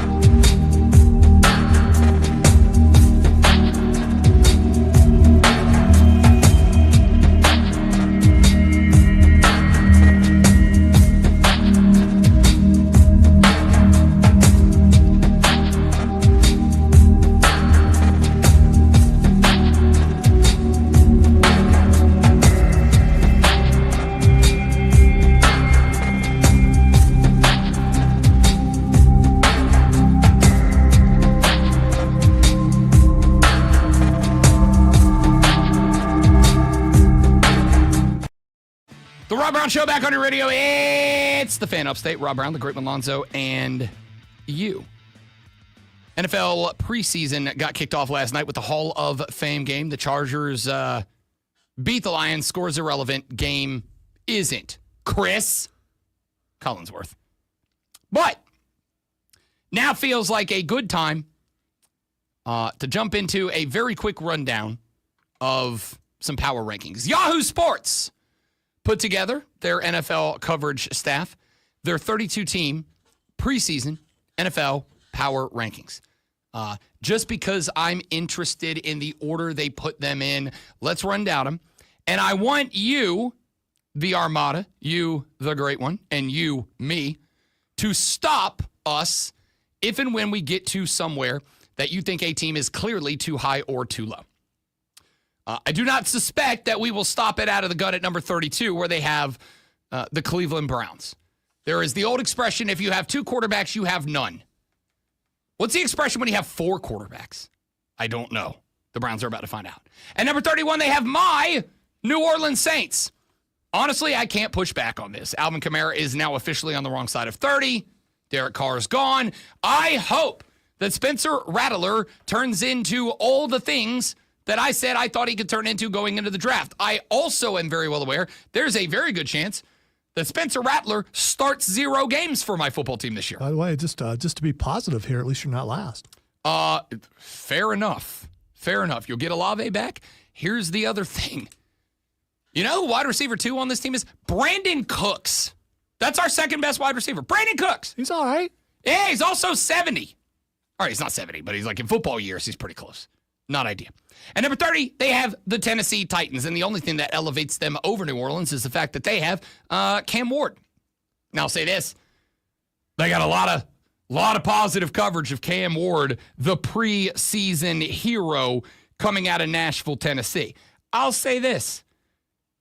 I'm not surprised by that because they had all of the same hype coming out of preseason going into last year's football season down in Miami, Florida, down in Coral Gables. I had no doubt Cam Ward's going to look like a stud when there's no defenses trying to murder him. My only question is going to be, what's he look like when the games start? Does he have the issues? Does he not? They've been talking about how quickly he's picking up the game. We'll see. At number 29, they have the Indianapolis Colts. Anthony Richardson, Daniel Jones. What are we doing here? Danny Dimes. Danny Dimes, supposedly, according to this one talk show that's out of Indianapolis, looking good. I'm sure that one talk show out of Indianapolis says that. I will say this. From what I have seen and read, apparently Anthony Richardson looks pretty good too. But again, propaganda, my man. Tough to fall for it. At number 28, the Carolina Panthers. Quote, for all the excitement about Bryce Young's improvement last year, the Panthers still had the 4th worst offense in the NFL, and that isn't nearly as big of a problem as their league worst defense. That's why, other than getting young wide receiver with their first-round pick, Tataroa McMillan, they used all the rest of their draft and free agent capital to add to the defense. Unfortunately for them, it's going to take more than one offseason to fix that mess. Yeah, I want to complain about the order so far, and until this point, I agree with it, and I think I still agree with it because I'm really worried about the defense. I don't have an issue with not disagreeing with it. The next 2 teams, I would put Carolina ahead of them, and then we'll debate who else we put them in front of. The Jets at 27. A lot of young talent, good offense. We'll see what Justin Fields is going to be. Again, pulling for the guy. But you got Justin Fields. You're clearly all in on a young, needs-to-be-polished offense. And you went and you got yourself a defensive coordinator to be your head coach. Like, that felt mismatched. I understand why you did it. Brought him over from Detroit, team that's had a lot of success. I just feel like I'd put Carolina ahead of the Jets today. I don't know, coin toss. I think the Jets defense is better. So, what about the Giants at number 26? They write that they did a good job of rebuilding the roster. Russell Wilson, who did not look awful in the back half of last season. You add Malik Neighbors as the wide receiver. You got Abdul Carter on the defense. Come on, say the name. Scottaboo. Oh, yeah, and yeah, the dude's a stud. I mean, that alone will make him move up a little bit, I think. Dude, I hope he's the same guy. I want him to be that guy in the NFL. That would be awesome. They rarely are getting that kind of hype Hopefully he's not like Johnny Manziel. I don't want to see him just get in there and then maybe he's the next coming of Christian McCaffrey without maybe the injuries. If Cam Scatterbo is a dude or is not a dude in the NFL, it won't be because of the issues that prevented Johnny Football from being a dude. And I don't think it'll be the injuries the way that it prevented McAfee from being a dude. I think the issue will be McCaffrey, not McAfee. That's a different dude.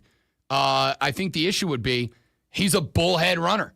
And it's easy to be a bullhead runner when 9 of your 12 games in the regular season at college are against a bunch of, MAC players.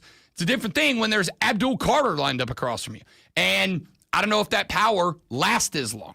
They got Atlanta at number 25. The big reason they have them down here, they basically say, we don't know if Michael Penix is going to be the dude. 1-2 last year. Both losses were in overtime.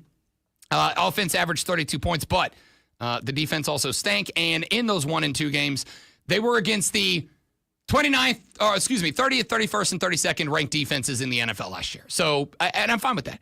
At 24, they have Miami. I don't have an issue with Miami being at 24. I got questions about Mike McDaniel. I love Mike McDaniel. I think he's the funniest coach in the league.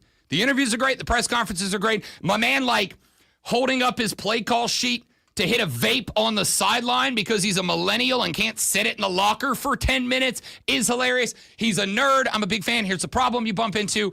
Having a not football guy mentality and personality can work in football when you're winning. The second you're not winning anymore, that type of alternate football personality doesn't work anymore. Tua stays healthy for an entire season, they might be all right.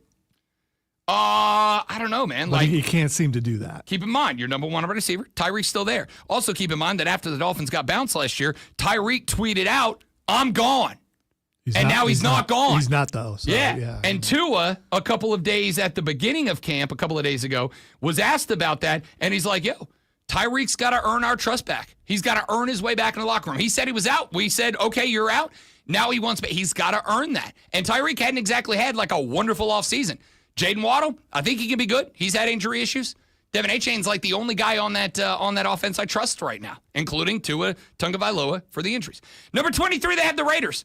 I actually like the pick here, too. I'm good with this. Now, a lot of that is going to be, is Ashton Janty going to be able to be the same dude, A? And B, what's Brock Bowers' role? Because they got to up it this year.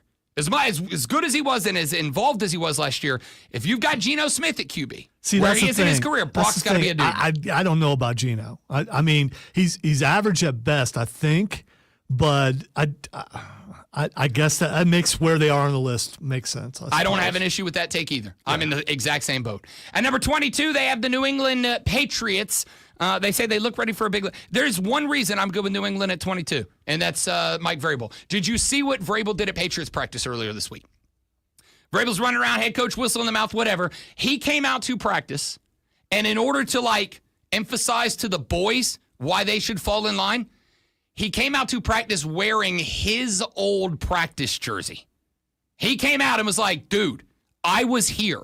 I was not just one of you as a former player. But this place is special. It matters to me. And while I would think for a lot of guys, that's almost kind of corny, cheesy, kind of like Mike McDaniel, that mentality. The whole Jim Harbaugh shtick only works because Jim Harbaugh wins all the time, right? Mike McDaniel went from, in his first year when Miami was putting up 1,000 points a game, kind of this funny, lovable nerd. Now they haven't won in 2 years, and all of a sudden people are like, what a loser, what a weirdo. The Vrabel thing works because you can just go pop in a YouTube video from 10 years ago and watch Mike Vrabel beating ass. And he comes out in his own jersey. I love that. And number 21, they have the Seattle Seahawks. I drop them. Tell you why. I'm interested in Sam Darnold. On one hand, looked really good in Minnesota. On one hand, a lot of people think is he better than Geno? We're going to find out. We are going to find out. Here's what I'm concerned about. This is not new. What I'm concerned about is that the reason Sam looked good in Minnesota ain't because Sam's good, it's because Minnesota's good. And we're going to find out real quick if that's the case or not. If it's no, Sam Darnold genuinely found his stroke, Seattle could jump, honestly, halfway up this list. But if not, and he goes back to looking like he did in the 2 stops before that, which were, to Sam's credit, both dumpster franchises at the time, I don't know. We'll see. I have zero idea what that guy's going to look like. When we come back, we'll run through the top 10 and tell you where the rest of the teams in the NFL are, who's too high, who's too low, according to Yahoo. It's Yahoo, but I was trying for rhyme there. The Rob Brown Show's on your radio. It's the Fan Upstate.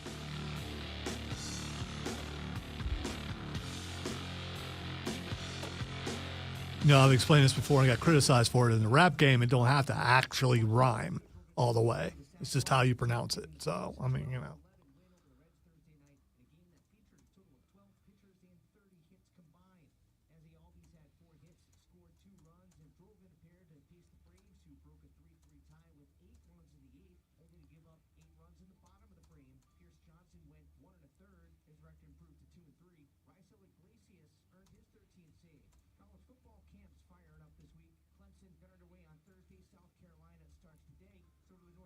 So my children are now just making, they're just cooking, which I'm so proud of. Raven just sent me a picture of Tuscan chicken that she made. Cameron makes curry all the time. Nice. If I've ever accomplished one thing, it was teaching them how to cook at an early age, which was not done for me. So there's a lot of experimenting and some really bad stuff.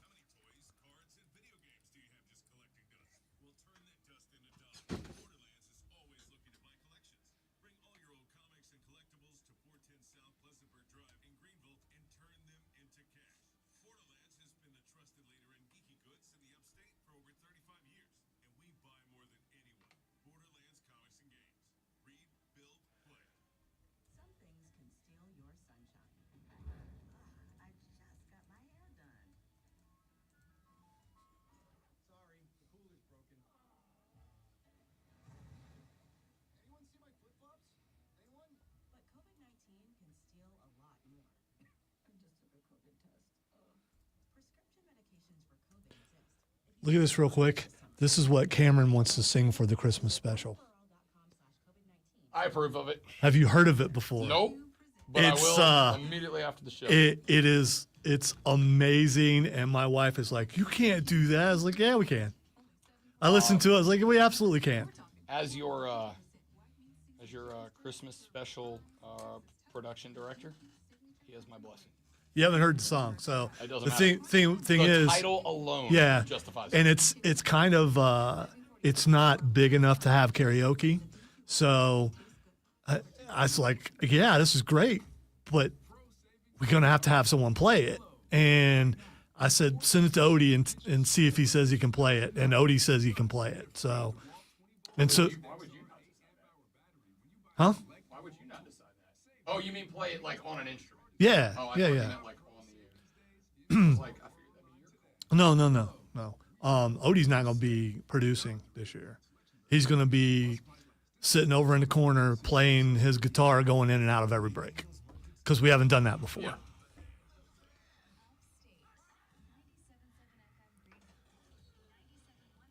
Which, let me know if you're in town on the 20th.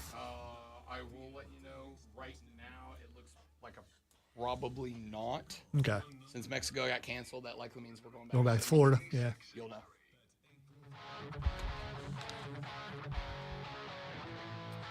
Running through as the NFL's preseason is underway, people.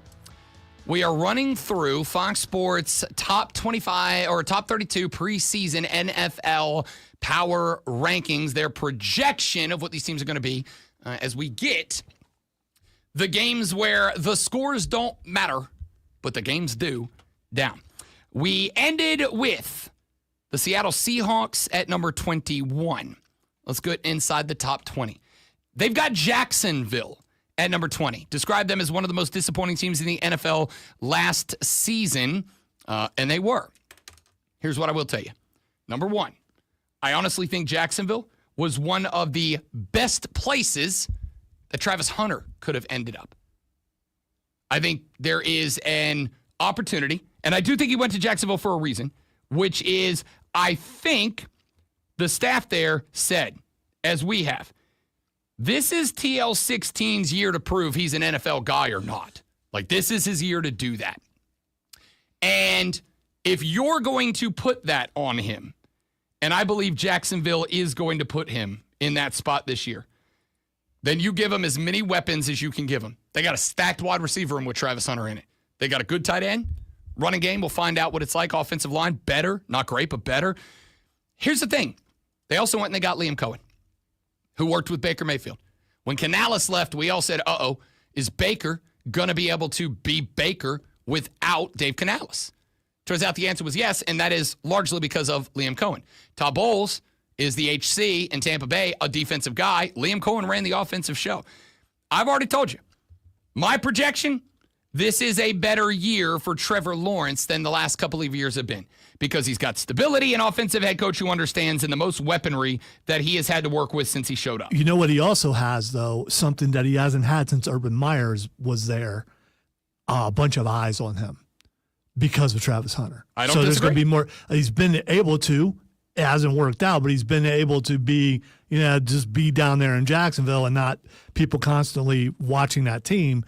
Now he's going to have a lot of media attention. I fully and entirely agree with you. And by the way, I think that will help him because I think that he got used to that at Clemson, and I think that will be more of a help than it will be a deterrent. We'll find out. I think they got the best available option as a coach outside of Ben Johnson, but he was never going to Jacksonville. I think they got the best available coach to partner with him. They went and got him a weapon in Travis Hunter. They went and got themselves a weapon in Travis Hunter. You pair him with Brian Marshall Jr., who I've said a lot of times after the draft last year. If Malik Neighbors wasn't in the same wide receiver room as BMJ was, that would have been the dude we were all talking about going into the draft last year. He just got overshadowed by one of the best wide receivers to come out of college football in the last couple of years. They've got Dallas at number 19 on the power rankings. They say it's easy to blame the injury of Dak Prescott last year, but they also point out they were 3-5 and the defense was hideous. I've already asked the question, and I'm going to stand on it until I get an answer to the alternative. I do have to wonder how much, if any, or if a lot, the impact of the drama around Micah Parsons impacts the mentality of the team, because I have also pointed out I have been in jobs where fear of management, owner, whatever, has put me in the mindset of the best thing I can do is the bare minimum I'm obligated to. If I try to go above and beyond and I get it wrong, I'm going to get chewed out, get a demotion, whatever. So I'm going to do the absolute bare minimum. I wonder how many people in that locker room, and I'd be confident saying the answer ain't zero, how many people in that room are like, hey, I'm just going to do my contract here and move on because they clearly aren't going to pay me if I'm a star. Don't you think they're a little high? At 19?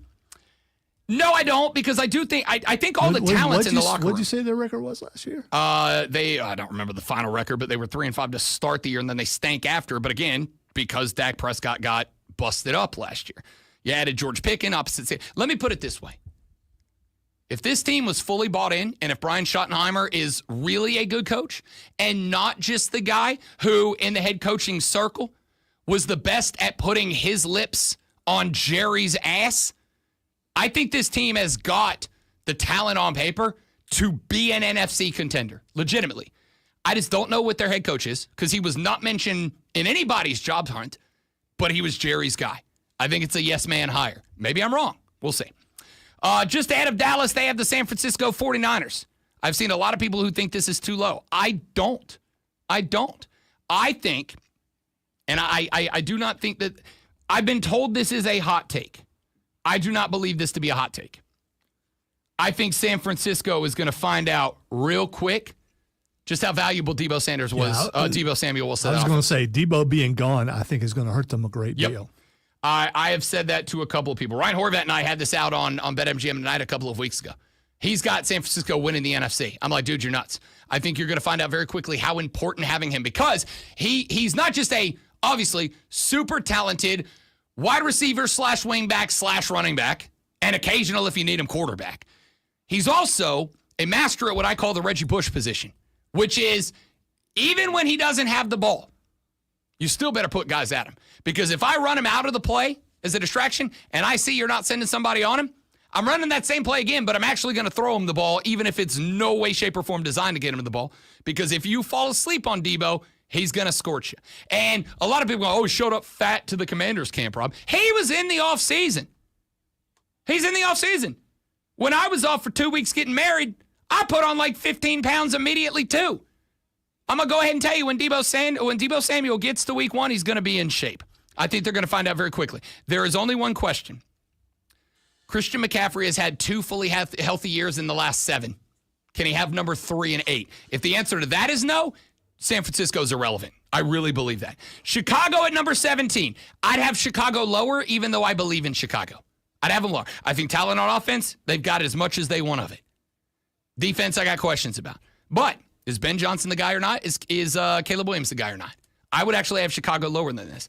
Denver at 16, fine with that ranking. Sean Payton got the most out of Bo Nix. I owed him an apology letter and an edible arrangement last year because of how good Bo Nix was. Defense, top 10 defense last year. We're all dotted in on Payton and Bo Nix. They had a top 5 defense and they got better. I think they're fine. I might even move them up. They've got Minnesota at 15. There is one reason and one reason alone Minnesota's at 15. Because not a lot of people believe in J.J. McCarthy. That's it. That's it. But I will say this.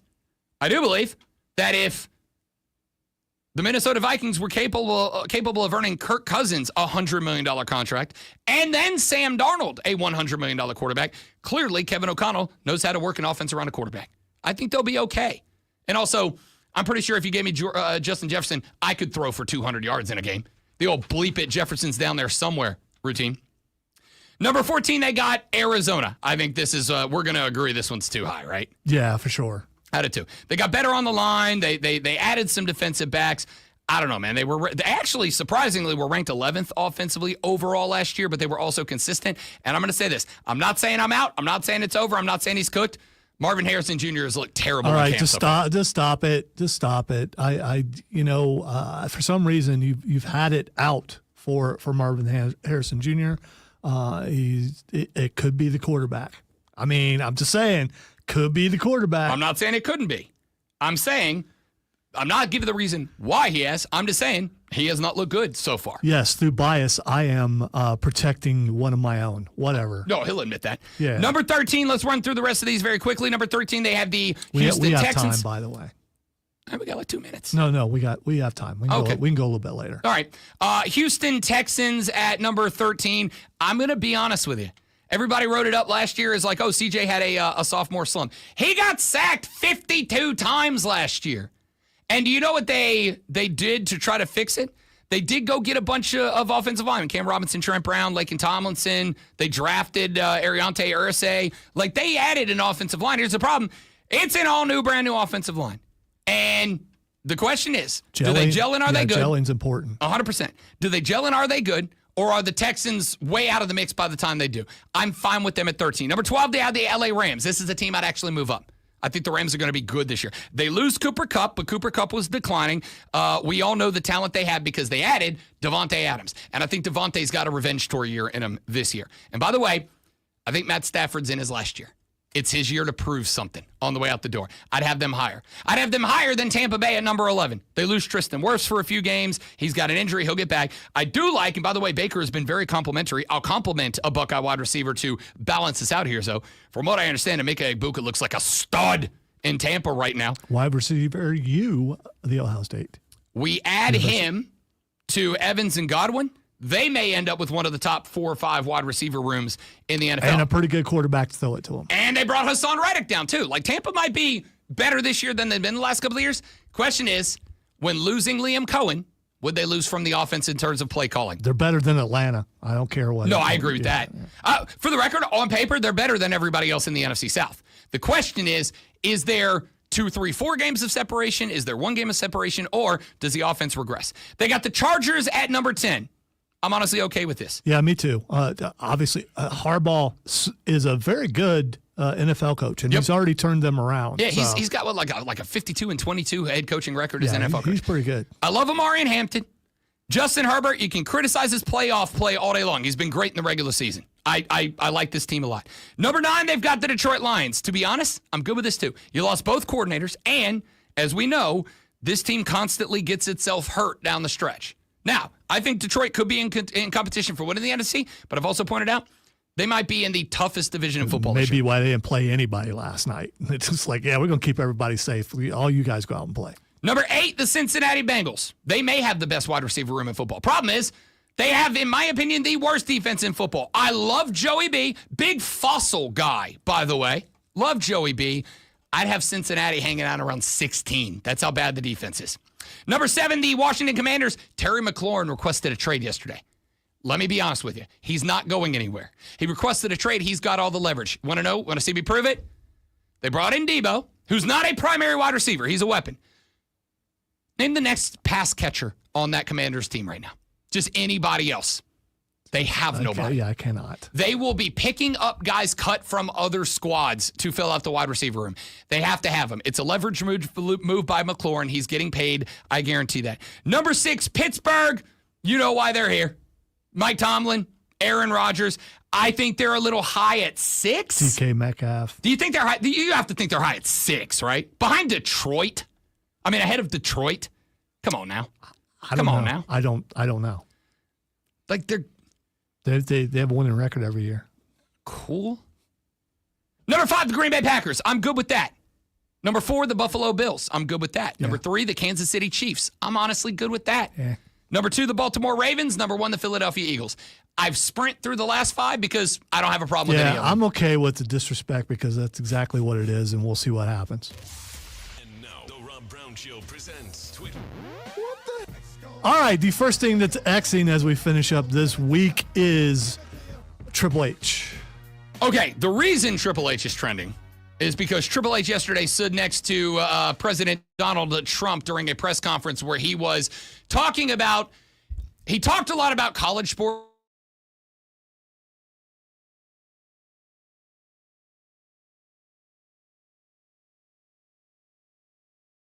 Sign an executive order. Again, executive orders don't become law. This is something Congress will have to approve and all that. No time for all that. But you're well, right. It's the reason it's trending. Triple H was there standing next to him, and I'm just going to say this. I think Triple H thought he was there for something else because he was just kind of like, yeah, he's always like that. This just goes out to all the wrestling haters. All right, the next thing that's Xing is Happy Spider-Man Day. Okay. Is there a National Spider-Man Day? Apparently today is Spider-Man Day. I was not aware. I was not aware. I felt bad that I didn't know, but now I do know. So now we got to celebrate. And we will. Which, you know what, because we talked about it earlier. I'm going to go home and watch Spider-Man 3. It's a cult movie with the black suit and the dumb dancing, I love it. If you take the slap out of it, man, that's everything else I'm good, but the slap was, I don't disagree. I agree. Let me tell you, I got one more take. Can we be honest? The landlords, the older I get, the more I realize that the true wife material for Spider-Man was not MJ. It was the landlord's daughter who brought him cookies. That's the girl you want to marry, Peter Parker. Yeah, she was very skinny, but not ugly. And she was cute. Yeah, she was, I think she was a Russian model, if I recall.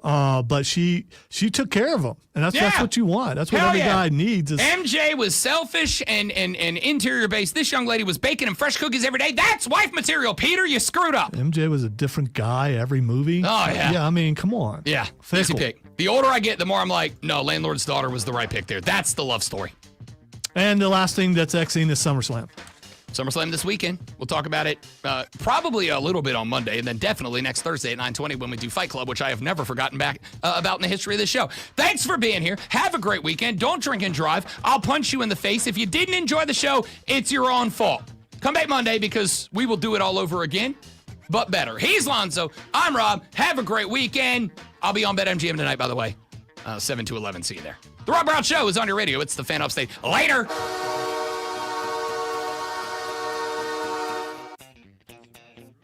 Really? We went train there? Train? Horn. I know, but... Sally Horn. Okay.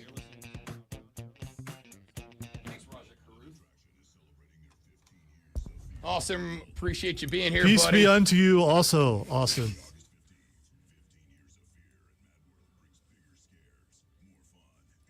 Oh, man.